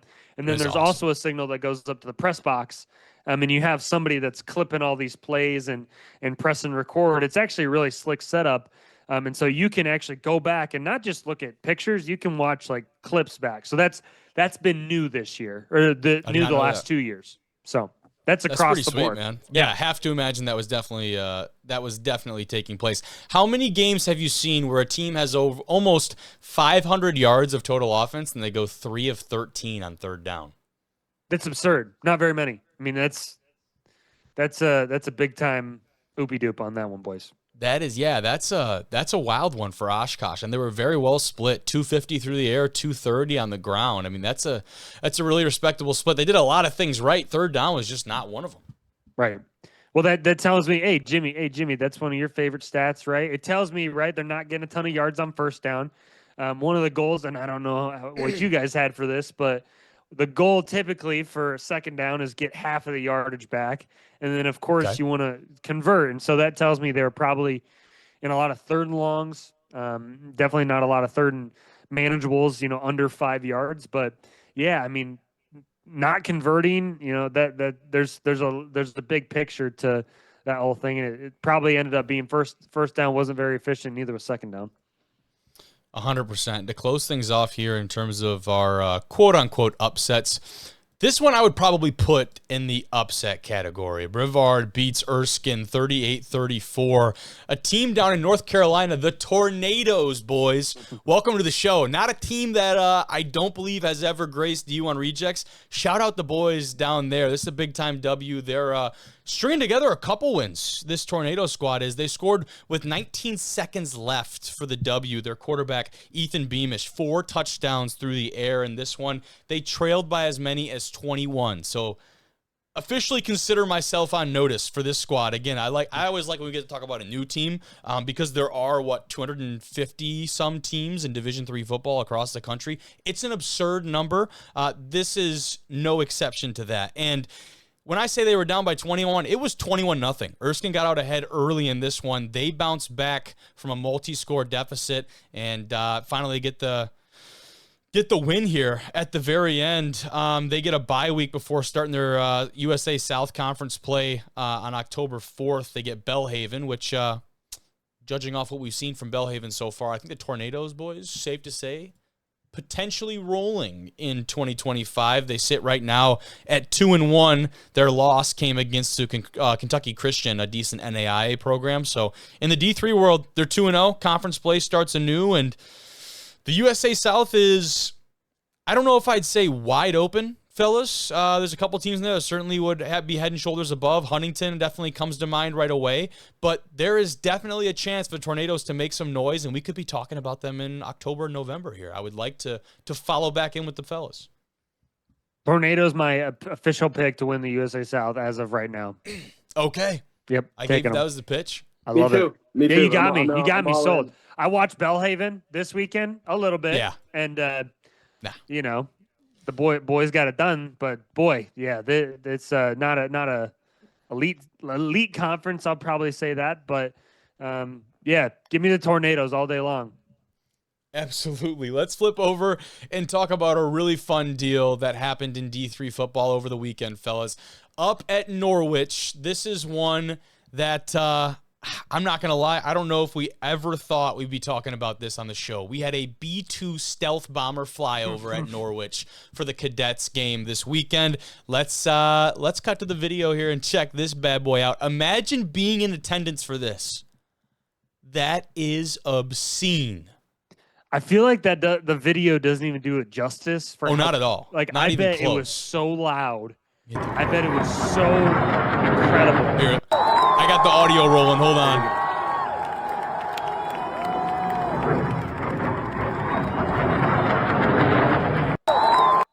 Yeah, that's sick. And they say with those, if you hear it, basically you weren't the target, or else you'd already be done for. Correct? I think that's kind of how that rolls. That sounds right. Now, I've called in quite a few B-2 bombers on Call of Duty, so I mean, I could probably test that, but yeah, unbelievable. So cool. Incredible atmosphere. Norwich, they also pick up the win on the day, a team that has struggled as of late. We've had the chance to have a couple members of their coaching staff on the show. They pick up the homecoming win, and just a really memorable day for everyone up there, and for a program, like I said, that maybe has been struggling a little bit in the past. This is a really big pick-me-up type moment. Fellas, one other thing I want to highlight, take a look at these photos from the game. Do you notice anything in the background of this photo? It looks to be a tank, Kobe. That is a tank behind the end zone, and it looks like we've got spectators on top of said tank with servicemen and women in front of them that could be cadets from Norwich. Let that not go unnoticed. That is ridiculously cool. I mean, is it active duty non-combatant tank going on there, or are we? Or is that thing loaded and ready to go? That's my only question. It looks like that thing looks like it's a little bit out of its days of the service. That might be a Sherman back there for all we know. And then here is one great flick. Wow. Of the bomber overhead. I mean, that had to have been a really cool scene. I like their setup. I do too. Norwich. I like how the trees and everything. That's sick, right? Little. Yeah, I like that. I'm gonna try and see if I can get a better couple photos. But yeah, I think what stands out to me right away is it's a really tucked away, kind of secluded setup that they have. And of course, when I look up Norwich, it's going to give me like some European football stadium. Nobody cares. Let's be honest here. Let's get that off the screen.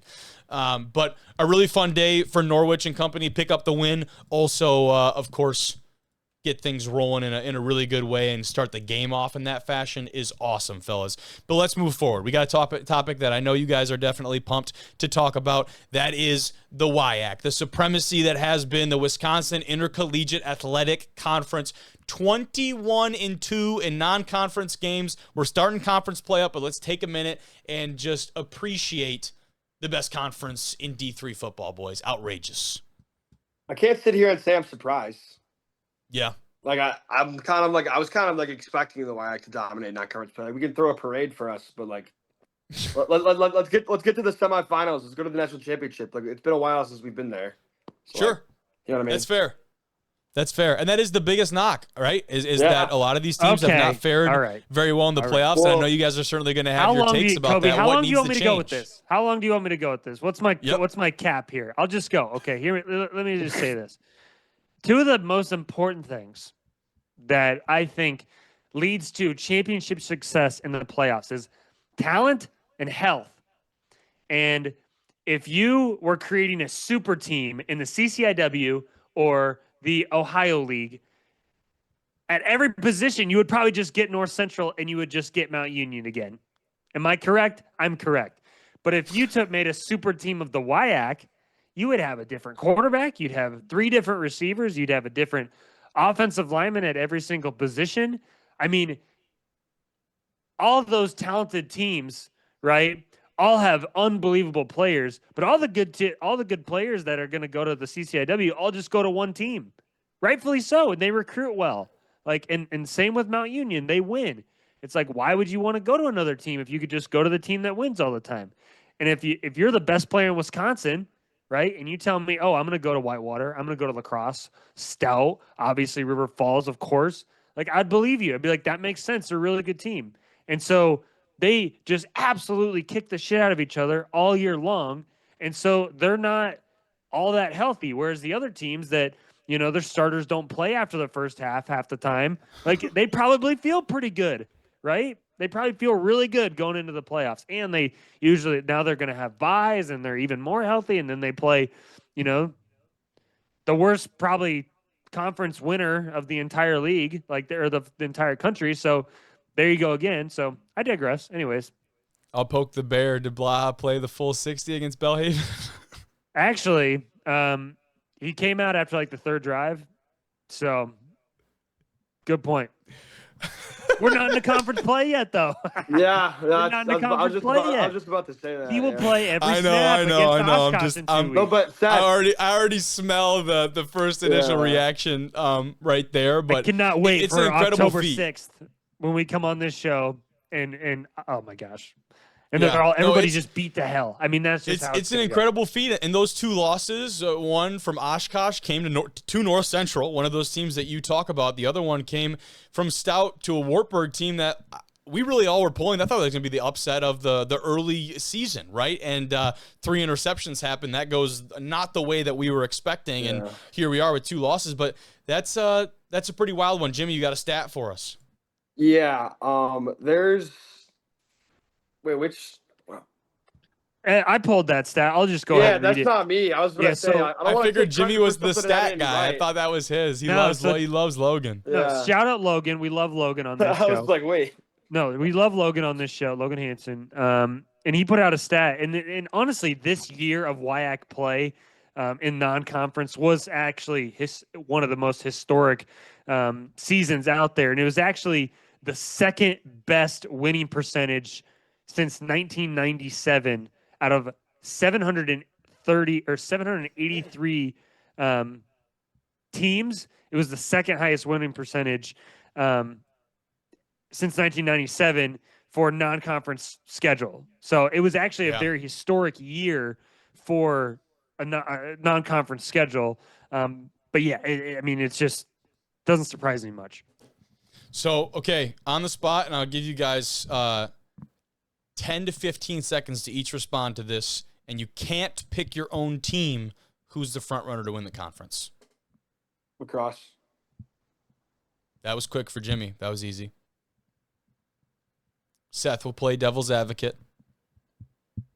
Yeah, really? Lacrosse is the easy one for me, to be honest. Okay. Because, in my opinion, they have been the best team in that league since I've been a part of that. Like, since I've been in that league, or at least associated with that league. And so, yes, I could certainly say that. I think this Whitewater team's going to be really good, man. Like, I think they're going to be really good. Now they haven't played like a ton of talented teams so far. I think Stout's really good too. Like, I think Stout's unbelievable. Pains me to say it, but it's so true. I think at the end of the day, the team in this league with the best quarterback is probably going to be the one that wins it. That's obviously, like, I can sit here and say it's Caleb, which I believe that, but that Stout quarterback is so good. That's why the Wartburg game was so surprising and uncharacteristic. Right. That's why that game was surprising to me, but I feel like he's going to get figured out. So I'm not going to say the team down the road is going to win it, but I think Whitewater and Stout, man, they're so good. So there you go. It would be wild if this was finally the year they got 4. We'll see if that happens. Platteville certainly took the first step. They beat Springfield at home 28-12, and that was a matchup where a year ago, if you told me that, coming off the year that Springfield had with Arson Stefan and a couple of those guys, that would have been a marquee type matchup. It kind of got swept under the rug because of the other great games that were happening this weekend. But Platteville, boys, continues to roll. I think they like not being a big part of the conversation. They were kind of a late surge last year to take the title. And you go over to the MIAA, Hope holds on at home versus Mount St. Joseph, 31-28. That was my upset pick in our quick hits this week on d3football.com. That Mount St. Joseph team was rolling against Aurora, and Hope, even though it was their home opener, I thought MSJ was going to go in there. They were very close to pulling off a big-time win over the Flying Dutchman. Carnegie Mellon, they take down Barry 17-9 in a top 25 matchup. Carnegie definitely rightening the ship over there. And then you've got RPI taking down Brockport 30-24 in OT. Hobart beats Utica 20-17. Benedictine University, as opposed to Benedictine College at the NAIA level, great team in their own right. They pick up the big win at Aurora, 36-35, boys. That's a statement win for an Aurora team now that that's a massive I think we win can for officially them. say is kind of down and out. Yeah, that's wild, because that Benedictine Aurora is a huge, like, throw it deep rivalry, because, like, there's so many kids, like, from that area that play there. A bunch of my coaches at Benedictine coach at Throw It Deep. There's some Aurora players there, and it's just, I don't know, there's just this cool, like, rivalry in there, and it had been pretty one-sided for a while. So shout out for to a long Benedictine. time. Yeah, huge win for the boys. Lewis and Clark, they continue their promising season. 21-3 win over Pomona-Pitzer. Must be the curse of that logo. We talked about it last week, but the Pioneers, they earned their first 3-0 start since, I believe, 2011. We were very high on them a week ago. They continue. They're absolutely rolling. 3 points from Pomona-Pitzer is a very impressive feat for that defense. And finally, Texas Lutheran, they used the last-minute touchdown drive to top Southwestern 38-35. I believe that was a freshman quarterback leading the charge there, fellas. I went through all those very, very quickly to get the scores out. Any of them that we want to circle back on?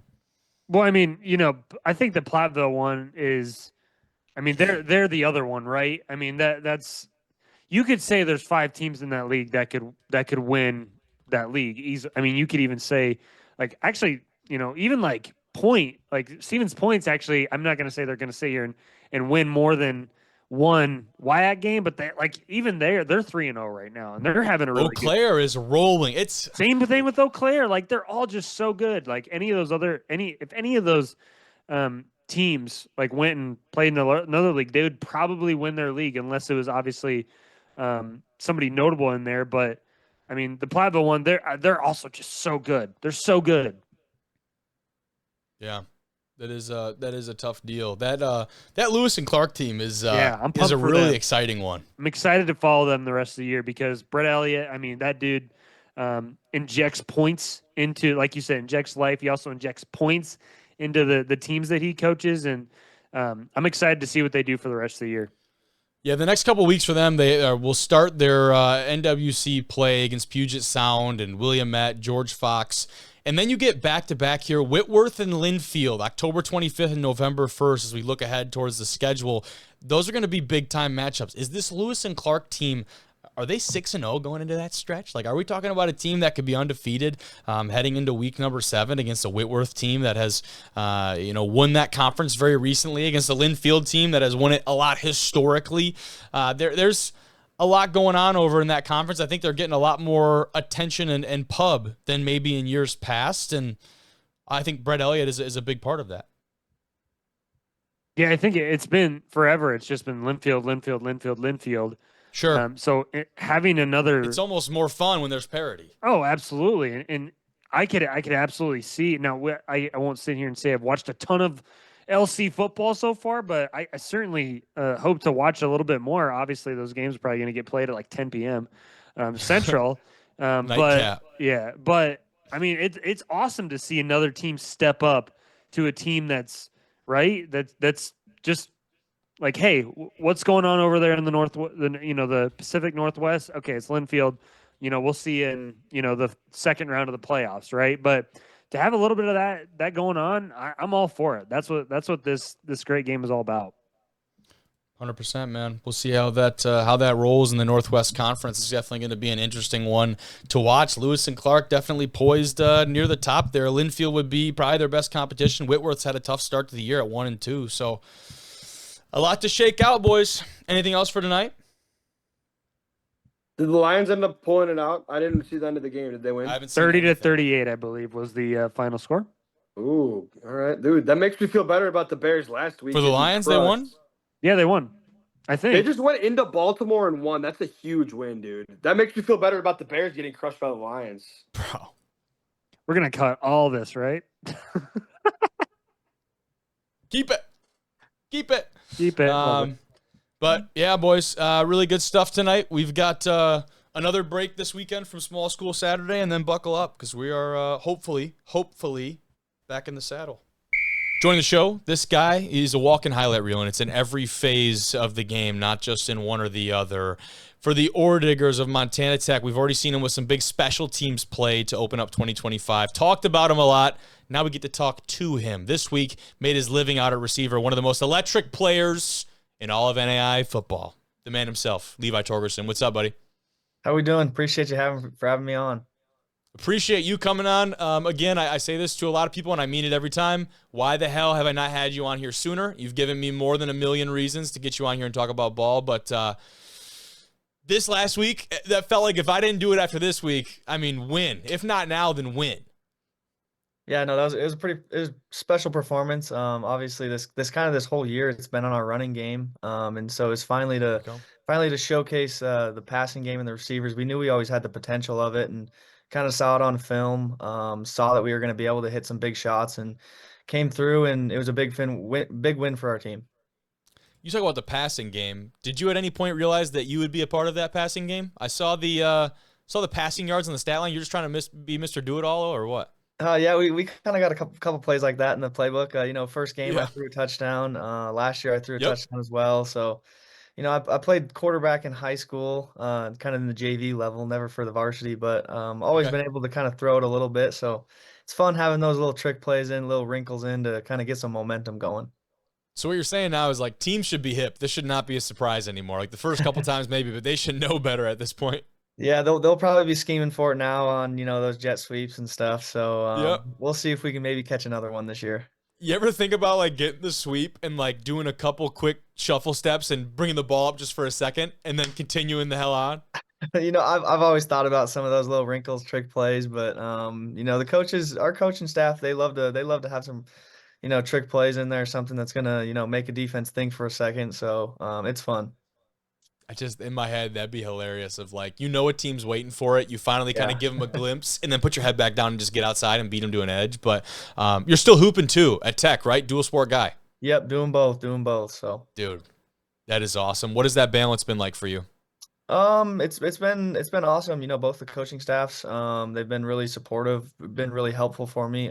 So I kind of do football through football season, always, obviously going to basketball practices, doing all the practices, but I won't turn to games until after football season, and then once football season's over, it's all basketball mode, and that's how it rolls.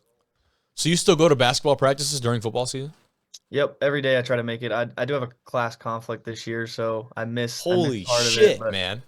Are you serious? yep, going to both practices. I don't do the live stuff for basketball, so I'm not running Okay. 5-on-5, but I'm running drills and shooting drills and running the plays. That's incredible. That is like I'm legit blown away. I did not expect that. I don't know many others that would be able to even pull that off. So kudos to you, and you do it at a high level, which is really the most impressive part. And your team, you could say the very same thing, right? 4 weeks into the season, you guys got 3 wins over top 25 squads. Obviously, a very front-loaded schedule for you guys in 2025.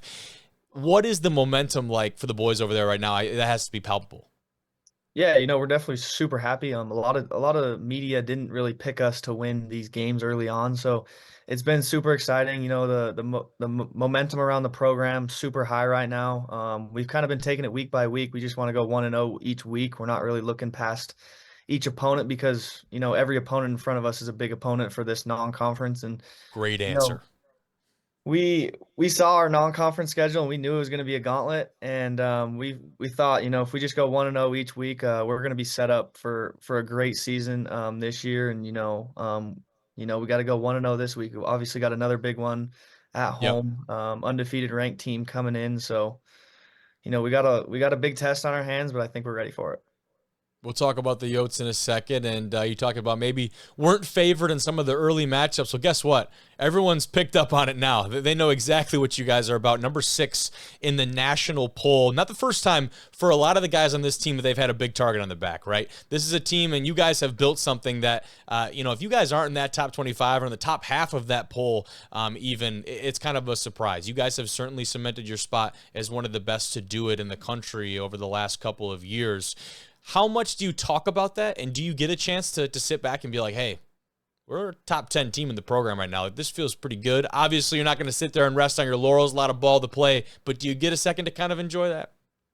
Yeah, I think it's our culture that kind of brings that in. Our coaching staff, they hold us to a standard. We always say family. We always say count on me. So the culture around the program, I think that's kind of what starts it off, the coaching staff. And then, you don't ever want to sit back and relax, because that's when you'll kind of get beat. But you definitely Sure. want to, smile and celebrate those wins. But it's kind of the next day mentality. And then, when everything's said and done, you can kind of look back and see what you have accomplished, see what you have done. And so when that day comes, I will look back. But right now, we're kind of just head down, keep moving forward. Yes, sir. Can't get relaxed because, our conference is pretty tough. Anyone can knock anyone off. So. Potential understatement of the year candidate right there. Absolutely.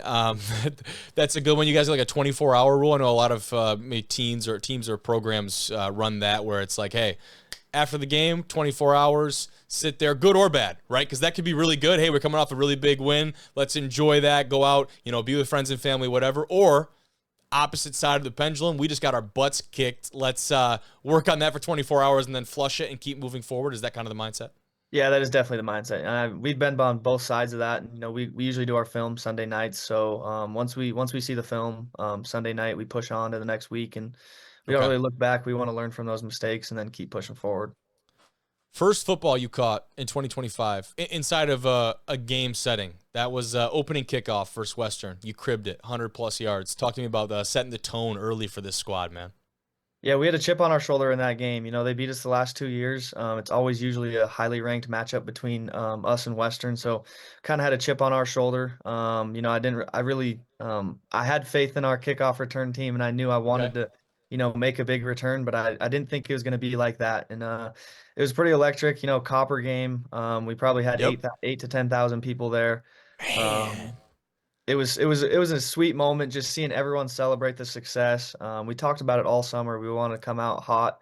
We knew we were going to take the ball right off the jump. That's kind of what our coach likes to do, get the ball first. And, we made a statement right from the beginning, and that's kind of how the rest of the game went.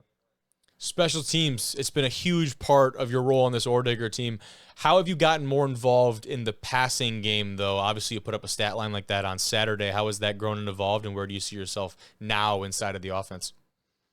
Yeah, I think, a few of our last year's receivers 2 years ago, we've always had a really good passing game, and losing a quarterback like Blake Thielen, all first team all conference guy. It's tough to bring in a redshirt freshman that's kind of starting in his first few games. So we're just trying to build his confidence up. We always know he's a great player. He's got a lot of potential.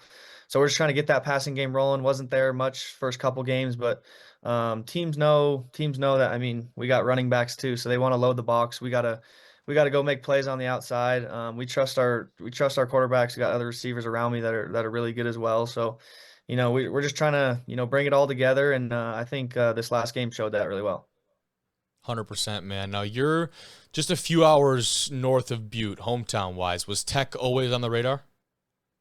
Yep, Tech was always on the radar. Both my brothers came here for football. So got recruited here heavily. Probably wouldn't have went anywhere else for football, but I decided to go play basketball. So came here to Tech to play basketball, and then 2 years later ended up playing both. So so basketball was original, football was actually the later addition, and here we are. Yep. So basketball was first, and then some unfortunate injuries on the football team, which led me to kind of playing football and seeing how that would go, and it's worked out awesome. It's been a dream come true. That is incredible. And now you went from, if I got this right, you go from one Sampson to another, right? High school head coach Mark Sampson. Now you're playing for his son, Kyle. Yep, that's correct. What a twist of fate, man. That is. And you talk about it, it wasn't like that was the pipeline or maybe the reason initially that you came to Tech, but now ending up on the staff, he's obviously at the head of the staff, and you being on that roster. What a neat storyline, man. You guys talked about that much? Yeah, we do talk about it. He came to my high school when I was an 8th grader, coached both my brothers, and then his son was actually up in Flathead coaching high school as well, and then took over the Tech job. So kind of been a pipeline there. A lot of people know the Sampsons, know the family history here, and it's been super awesome. Coach Mark Sampson, my high school coach, comes to every practice. He's heavily involved around the team still. So that is so sweet, man. One of the easiest things for me was we ran the same offense in high school that I did in college, so it helped me pick up on it pretty fast. That's pretty cool. So now Mark, the father, he's retired now, correct? So he gets to be around a lot more?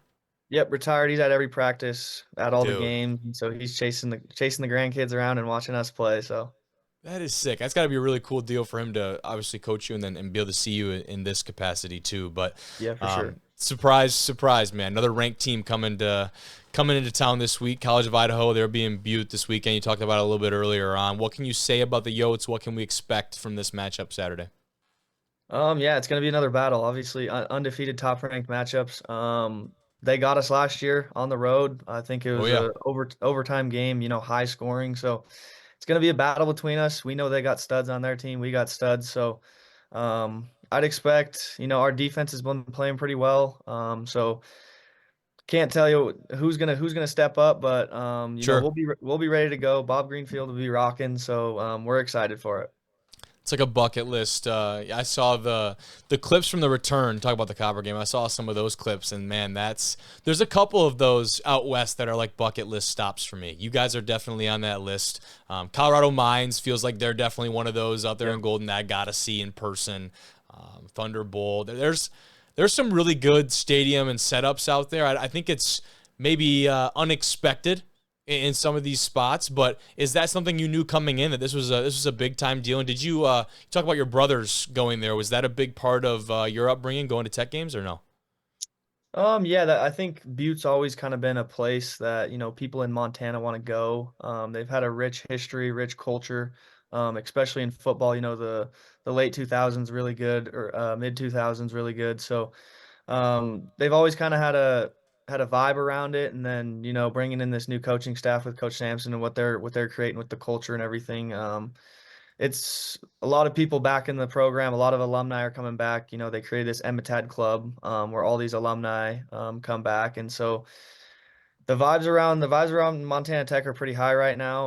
Obviously, you see that in the Copper game and our home games. I think we have the #1 attendance in the NAIA. You can't quote me on that, but it's close up there. So it's up there. So vibes are high. It's awesome seeing everyone celebrate each other's successes, and Montana Tech's definitely a special place. That it is, man. We got to get you in like. My mind goes back to, I think it was Bo Jackson. He's got like the shoulder pad photo with the baseball bat. Yeah. We might need you like dunking with the full like football uniform or a helmet or something on. I got a couple of the media day pictures, so. Do you? Okay. I do, yep. Little mismatch. Yep. I like that, bro. I like that. Get like the quarterback throwing the basketball down the sideline or something. Oh, yeah. That's what we need. Sweet. Awesome. You're the man, brother. I appreciate you. Keep killing it. Excited to watch you guys Saturday and throughout the rest of the year, man. We talk a lot of frontier ball on this show, but for very good reason, because there's a lot of big time games and big time players like yourself, my man. Thank you so much. I appreciate it. Thanks for having me on. Kicking off the NAIA slate with our Player of the Week selections from Walter Camp. And Matt, we had some ridiculous ones per usual to talk about this week. Let's start things off with our Offensive Player of the Week selection. That goes to the man that we had on the show tonight, Levi Torgerson from Montana Tech. 8 catches, 222 yards, 4 touchdowns, and then he threw a 30-yard pass, dude. What? This guy can do it all. Receiving all of the touchdowns for his team in that game where they looked really good against the Southern Oregon team that's been pretty highly regarded going into the season. Now, granted, Southern Oregon's coming off of 2 losses now, one to Western Oregon, and then they had a week off, and now here they are again losing to Tech. So it'll be interesting to see where they're coming from. But Levi Torgerson for the top-ranked, their top 5, top 7 team as of today, Montana Tech. Number 6. Yeah, number 6. They are the real deal, and they continue to roll, and they look better and better each week. So Torgerson has a big say in that, obviously setting school records with this performance. So said he came to Tech to play basketball originally, and then because of injuries ended up on the gridiron. Dude, how ridiculous is that? Yeah, it clearly worked out for him. Yeah, it did. And his high school coach, his coach's son is the head coach at Tech. Like, there's just so many random weird deals. I don't even know if I explained that correctly. It didn't sound great, but there's a lot of really interesting deals. Yeah, everybody's really interlinked in the NAIA. It's really cool. Everybody kind of knows everyone. Big time performance. Defensive Player of the Week selection goes to Taj McClellan from St. Xavier. 6 tackles, 3 takeaways through the air, and 2 PBUs to boot for St. X, man. Yeah, and this was a pretty good win for St. X. They obviously have been reeling a bit in, just to begin this season, starting on the back foot. But the way that this defense has surged, especially with McClellan at the lead of that, and the way they're able to generate turnovers, 3 interceptions is absolutely ridiculous. So well done that's to just them. Downright stupid. After 2, don't you just close off a side of the field and say, hey, we're not throwing to that side of the field anymore? Yeah, it's it's insane to me, but that just proves he finds a way to make plays because I'm sure they did account for him at some point after the second one. You would really hope so. Like, you would like to imagine that is the case. Mm-hmm. And then finally, our specialist of the week is Tristan Hood. 5 punts, over 45-yard average, had 1 go for 57, and then 3 inside the 20-yard line. So a pretty impressive stat line. Punters are people too. Yeah, I mean, flipping the field, it's a big part of the game, being able to take advantage of possessions. And even if you don't score, setting up the other team in a position to where they have to fight from within their own 15, their own 20, makes it a lot more difficult to sustain drives. And it showed with the way Auburn played. So well done. Let's get into some of the biggest games of this week and our selection for our team of week. That went to William Penn. There was a big-time upset in Oskaloosa. They take down Mid-American Nazarene 34-31. This is one that you talk about this team now. This is not a one-off for them. They're coming off a couple games here where they've taken down some prominent ranked teams, and now we need to maybe change and flip the script and change the conversation about the Statesman squad. Yeah, especially the week after they came off a big win against Baker. Now, granted, Baker has been a step down from where they're usually at, but that's still a good football program. They were ranked for the beginning of the season and are still a good football team. So the fact that they've strung together a former top 25 win and now a legitimate top 25 win is huge for them. Being 4-0 and positioning themselves atop the conference is exactly where they want to be. This game was super interesting because there was just a lot of big plays happening. There were early turnover troubles. Both quarterbacks were throwing interceptions, both fumbles, both teams fumbled. But the biggest stat that stood out to me throughout this game was that the William Penn Statesmen won 11 of 18 on third down, which is 61%. That's really good compared to Mid-American Nazarene only going 4 for 15, 27%. It's a big difference that being able to convert on those third downs, continue drives, eventually score points are super important. 100%. And this is, I think it's kind of how we're going to balance ourselves out here is you're going to give me the good insight, the professional analysis, and I'm going to hit you with a random factoid that I found interesting. For this game, it's that the William Penn defensive coordinator, Jay Burns, was at the hospital with his wife having a baby just before halftime. Rest of the staff obviously steps up. What a monumental day for obviously the program, but also for the Burns fam. That's a sweet deal. Statesman, they jumped to number 19, at least in the VSN poll this week after being unranked. Great chance now that they're 5-0 heading into this Grandview game. And now what I want to ask you is, how much will you weigh that result against the best team in the country? Yeah, I think it's going to be super important. Assuming they take care of business this next week, of course. They still got another game to win. Yes, of course. Like, you still have to hold serve. But it's crazy, like, to be talking about this team in a top 20 regard. Agreed. For the upcoming contest. But when you have guys like Sterling Ramsey, Destin Loring, Amir Everett, all guys who are major contributors, like Ramsey threw for 3 touchdowns, 255 yards. Loring had 178 yards on the ground with a receiving touchdown, and then Everett adding 104 with touchdown of his own. That kind of production is going to serve you very well as the season continues, and being able to get that consistent offensive production, you'll actually have a chance against Grandview. Like, truthfully, it wasn't the team that we expected to. Here we go. Up, but you're going to have your opportunity. You might as well take your best punch, and they have the talent across the board to get it done, I think. Now, whether that's a win or a loss, you're talking about a team now going into the back half of the season. Still some other tests on the schedule, right? Graceland, Peru State, at least in my eyes, stand out as 2 later on that you probably would have circled in terms of like really statement and marquee wins. But so far, is this a playoff caliber team? You look at the way this has played out the last couple of years. I want to say it was Pikeville last year. Were they 5-5 and made it into the dance? Yeah, they were 6-5, 5-5, just the way the AAC played out. Yes, that conference was ridiculous, but obviously they are very much the exception. Assuming, again, a lot of assumptions right now. That's what we're doing apparently on this show, at least in my part. But let's assume that Grandview takes care of business against this William Penn team, and you've got a loss going into this back half of the season. Do they have to be perfect to make it into that bracket? I think they'll still be able to give up one more, but you certainly have to be one of Graceland or Peru State.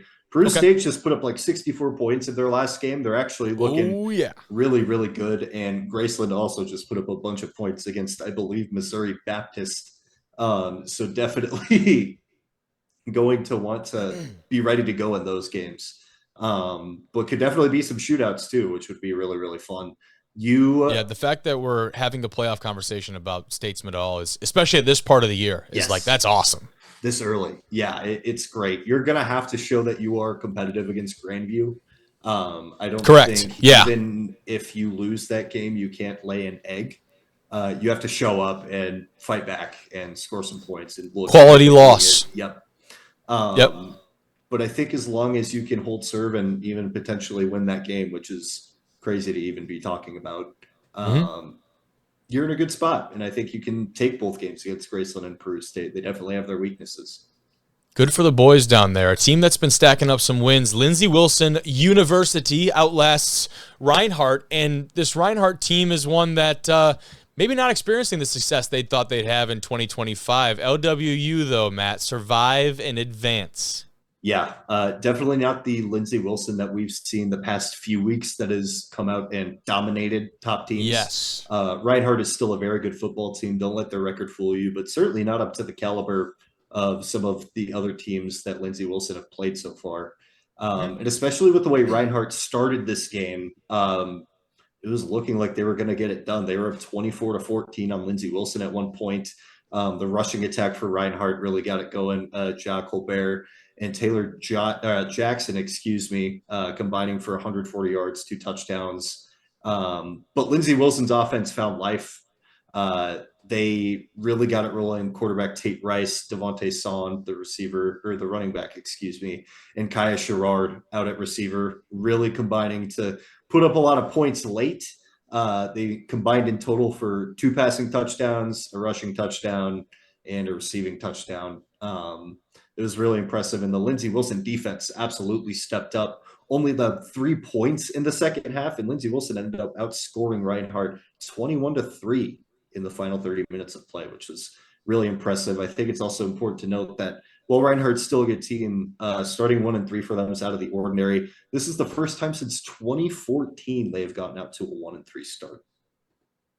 I will one-up your stat. First time since November of 2019 that Lindsey Wilson has come back from a double-digit deficit in the second half. And you talked about it. The way that we've seen Lindsey Wilson, the Raiders, dismantle some really high-powered quality opponents in the first couple weeks of the season, kind of felt like that trend was going to continue. And while that maybe was not the case against this Eagles squad, what we saw was them really overcome in a different way. And I think that actually might have been a more important win for them than continuing to roll. You look at being able to overcome some adversity there and into the second half, overcoming that deficit to go out and pick up a gritty win like that. Now you get a bye week. So the fact that you get a win like this and get to learn from a game like that, and you get a W coming off of it, is very important. You face off versus Georgetown preseason. I would have thought this matchup had a lot of title implications down there in the Mid-South, but what does it say to have some stakes now with Campbellsville, Cumberland, the way those teams are playing? This game coming up here in a couple weeks is not necessarily the title game maybe I thought it would be at the start of the year. Yeah, but at this point, with the way the other teams in the MSC are playing, you're going to have to find a way to win, because there is way less room for error. Sure. The MSC is getting a lot more top-heavy. The surge of Campbellsville in the past couple of years and this year, Cumberland as well, teams that are perennially in the middle or at the bottom of this conference now showing their stuff. Campbellsville is a case to be like a top 15 team, like straight up. There you go. Yeah. They're probably going to push the top 10 if they keep at this pace.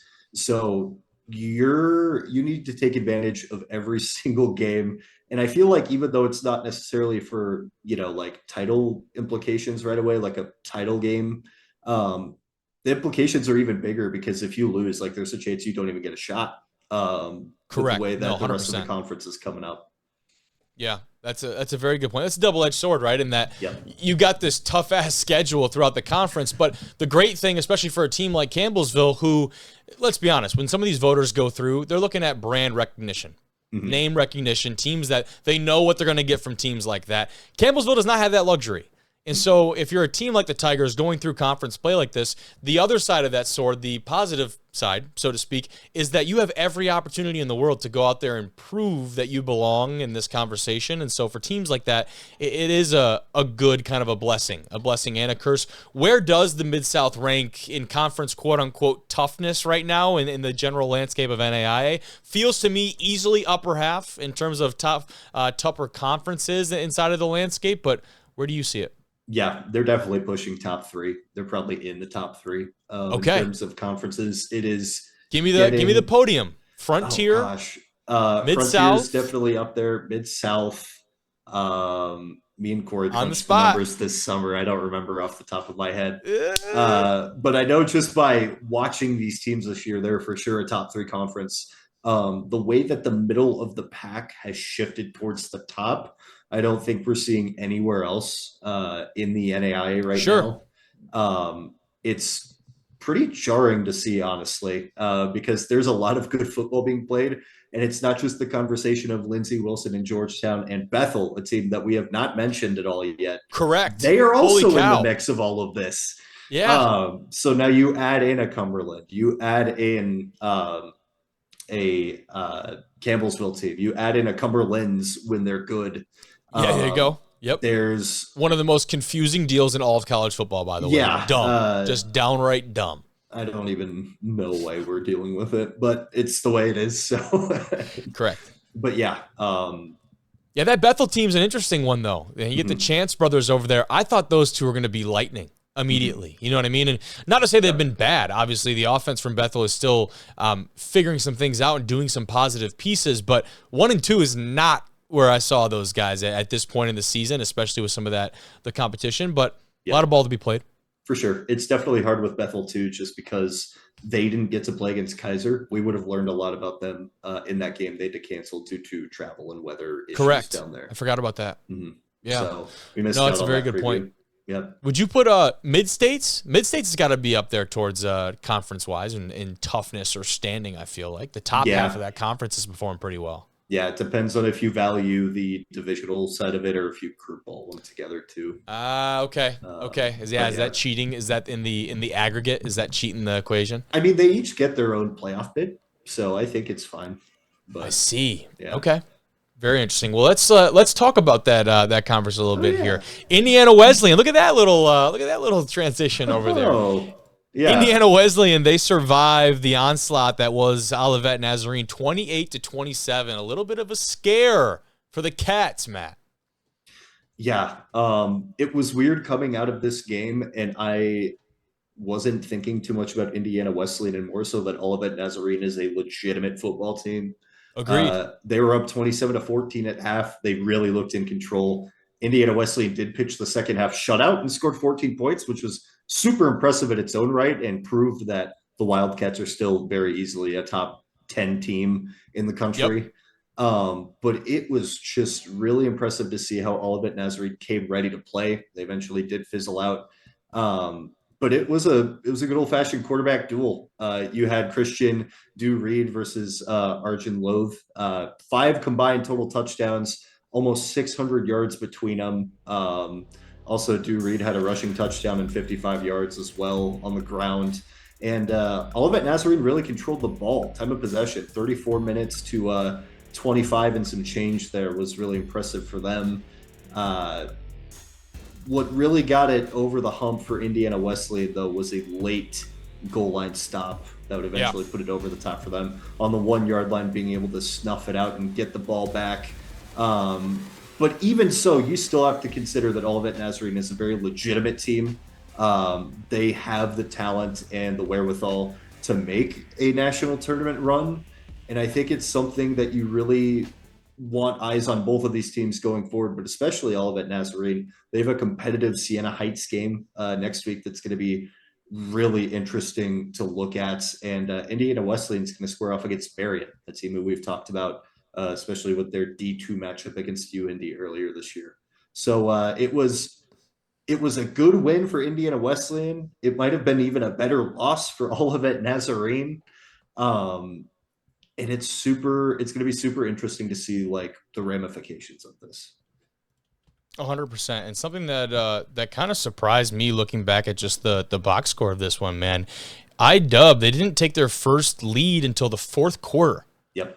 That's a ridiculous stat to me. This very uncharacteristic. What's going wrong with the Wildcat offense? And right away is in my head. And the ONU is not a team that I've come to associate with the low-scoring slugfest type of game. This feels like, to me, that Nazarene is more of a shootout type squad. They've shown the offensive capability, but it's almost like a Big 12 type game when these teams hit the field. And this was not necessarily the opposite. We're still talking about almost 60 combined points being scored, but the fact that they were able to stay and compete in a game like that, and the defense stepped up, especially for the first half of this contest, very impressive. Like you said, one of the bigger takeaways is that this team is legit rather than, oh, Indiana Wesleyan is a fraud. And I definitely don't think it's the other side of the pendulum there. Indiana Wesleyan, though, not missing any personnel. They seemingly just couldn't keep the drives alive. I think that was kind of a piece of it. 6 of 12 on third down is not bad. Like a 50% conversion percentage on third down. I'm looking through the box score and the stats here and trying to look at some of the film and trying to determine basically what stopped these guys. It's not like they were giving over the ball and coughing up turnovers at every which way. 1 of 3 on fourth down, so you had a couple turnovers on downs there, but it kind of just felt like a perfect storm for Indiana Wesleyan to not be in this game in the first half. Good teams find a way, and the Wildcats did just that. Yeah, exactly. It's a positive for both squads. We just hope everyone has fun. Yeah, I hope everybody has a good time. It's just hard because, like, obviously you lose, right, on the stat sheet and on the schedule. Sure. It's hard to come away from a loss and be like, oh, we did a good job. But, like, truthfully, you went toe-to-toe with one of the best teams in the country. There's if we want to play the who beat who and who played who, look at that game against Kaiser, and you play that game going all the way down. You're like, hey, we got a team, we got a group here, we got a group. Let's talk about a group in McPherson. They take down Evangel 17-10 in what is really the first marquee win of the Bulldogs campaign. I think in 2025 they've been dominant so far. They put this under their belt, so to speak, and now. Still not really getting the top 25 love, the Bulldogs. Yeah, no, the coaches are turning a blind eye a bit to McPherson and Evangel. I personally have both of these teams within the top 20. Even Evangel after this loss is still in my top 20.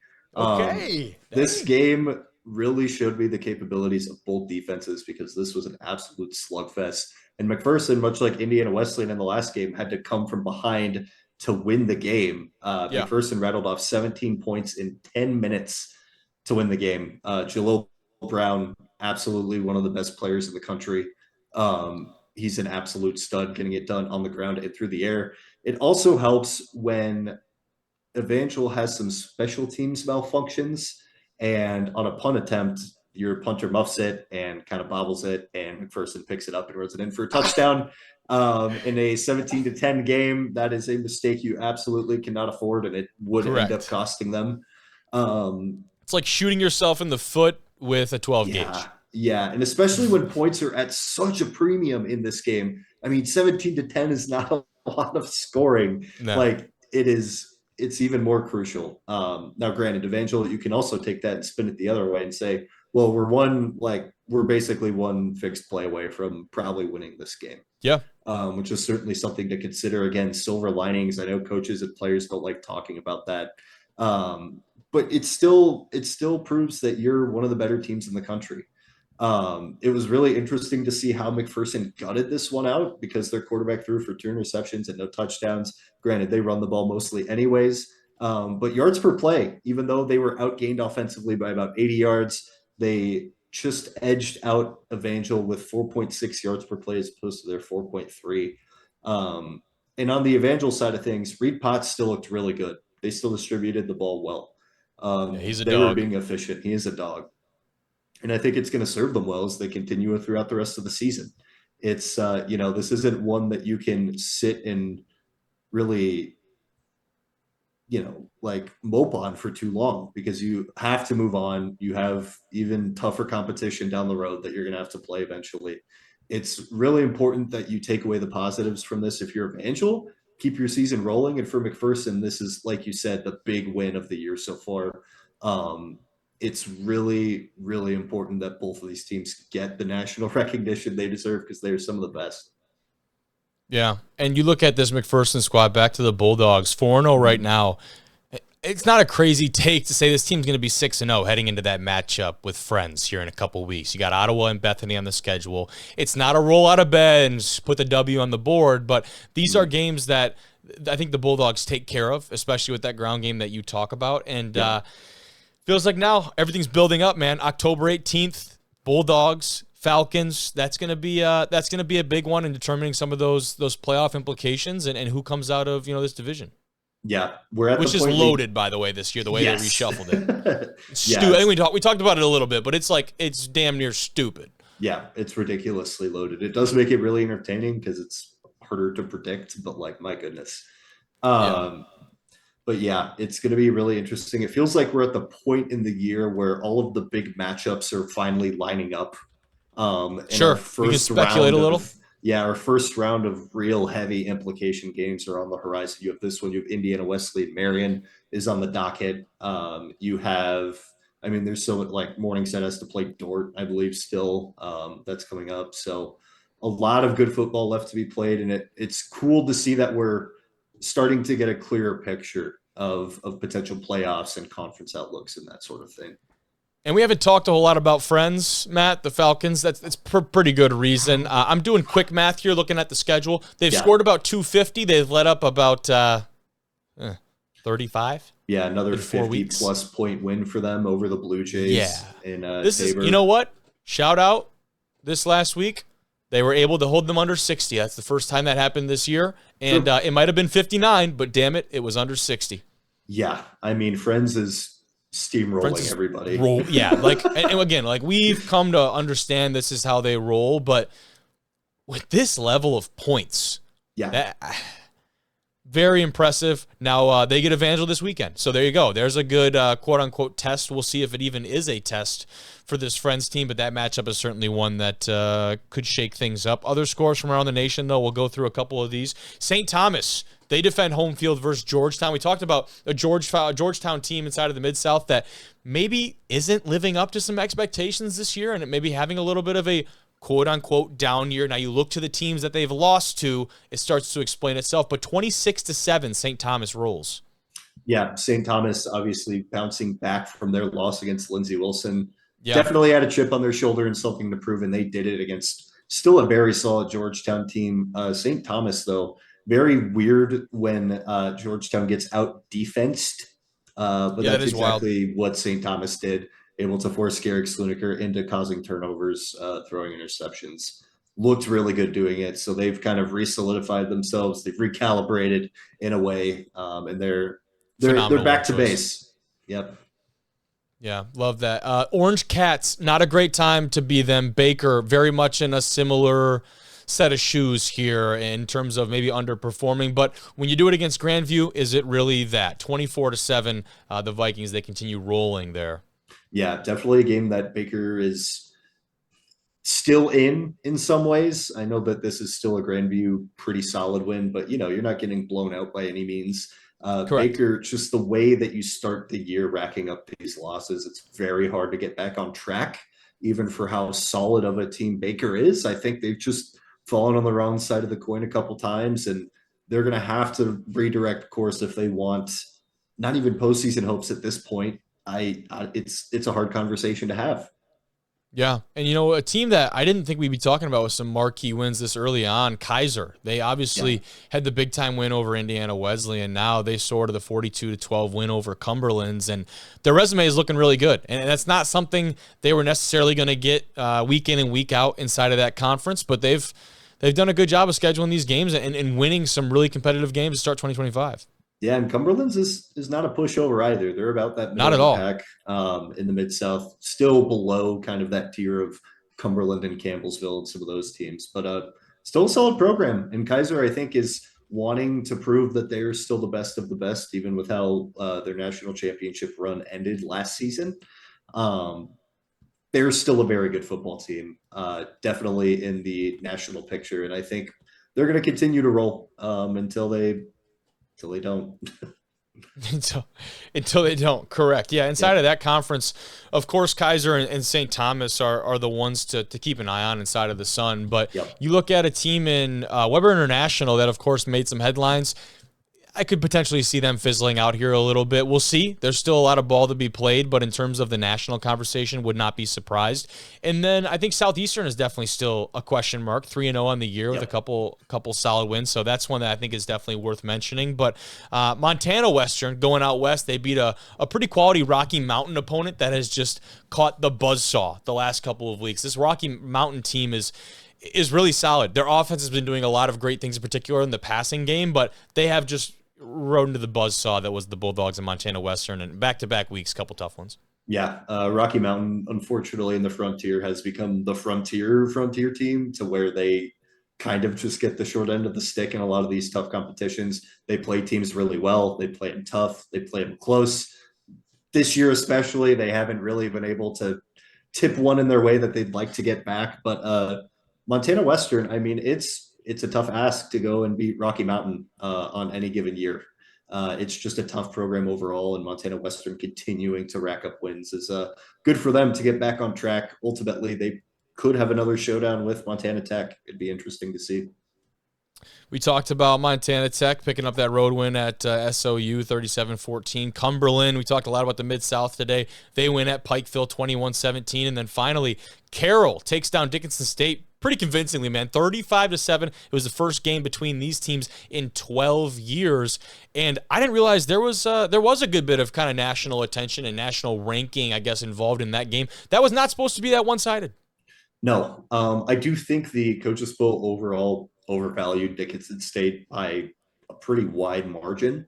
But I think this evidence would support that claim. Yeah, I think people still underestimated how good and competitive Carroll is. You know, throw another team into the mix in the Frontier that's going to win games and cause problems. Wow. Super convincing win for the Fighting Saints. They're kind of NAIA royalty in the sense that they're always around. They're always in the hunt. And wins like this just prove it. I mean, taking a Dickinson State team that was the cream of the crop in the North Star for the longest time, and you merge with them and play them and absolutely dominate the game. It's got to be reassuring to you and what you're building over at your program. And if you're at Dickinson State, you got to make sure this doesn't slide out of control. You got to be able to refocus after a loss like that.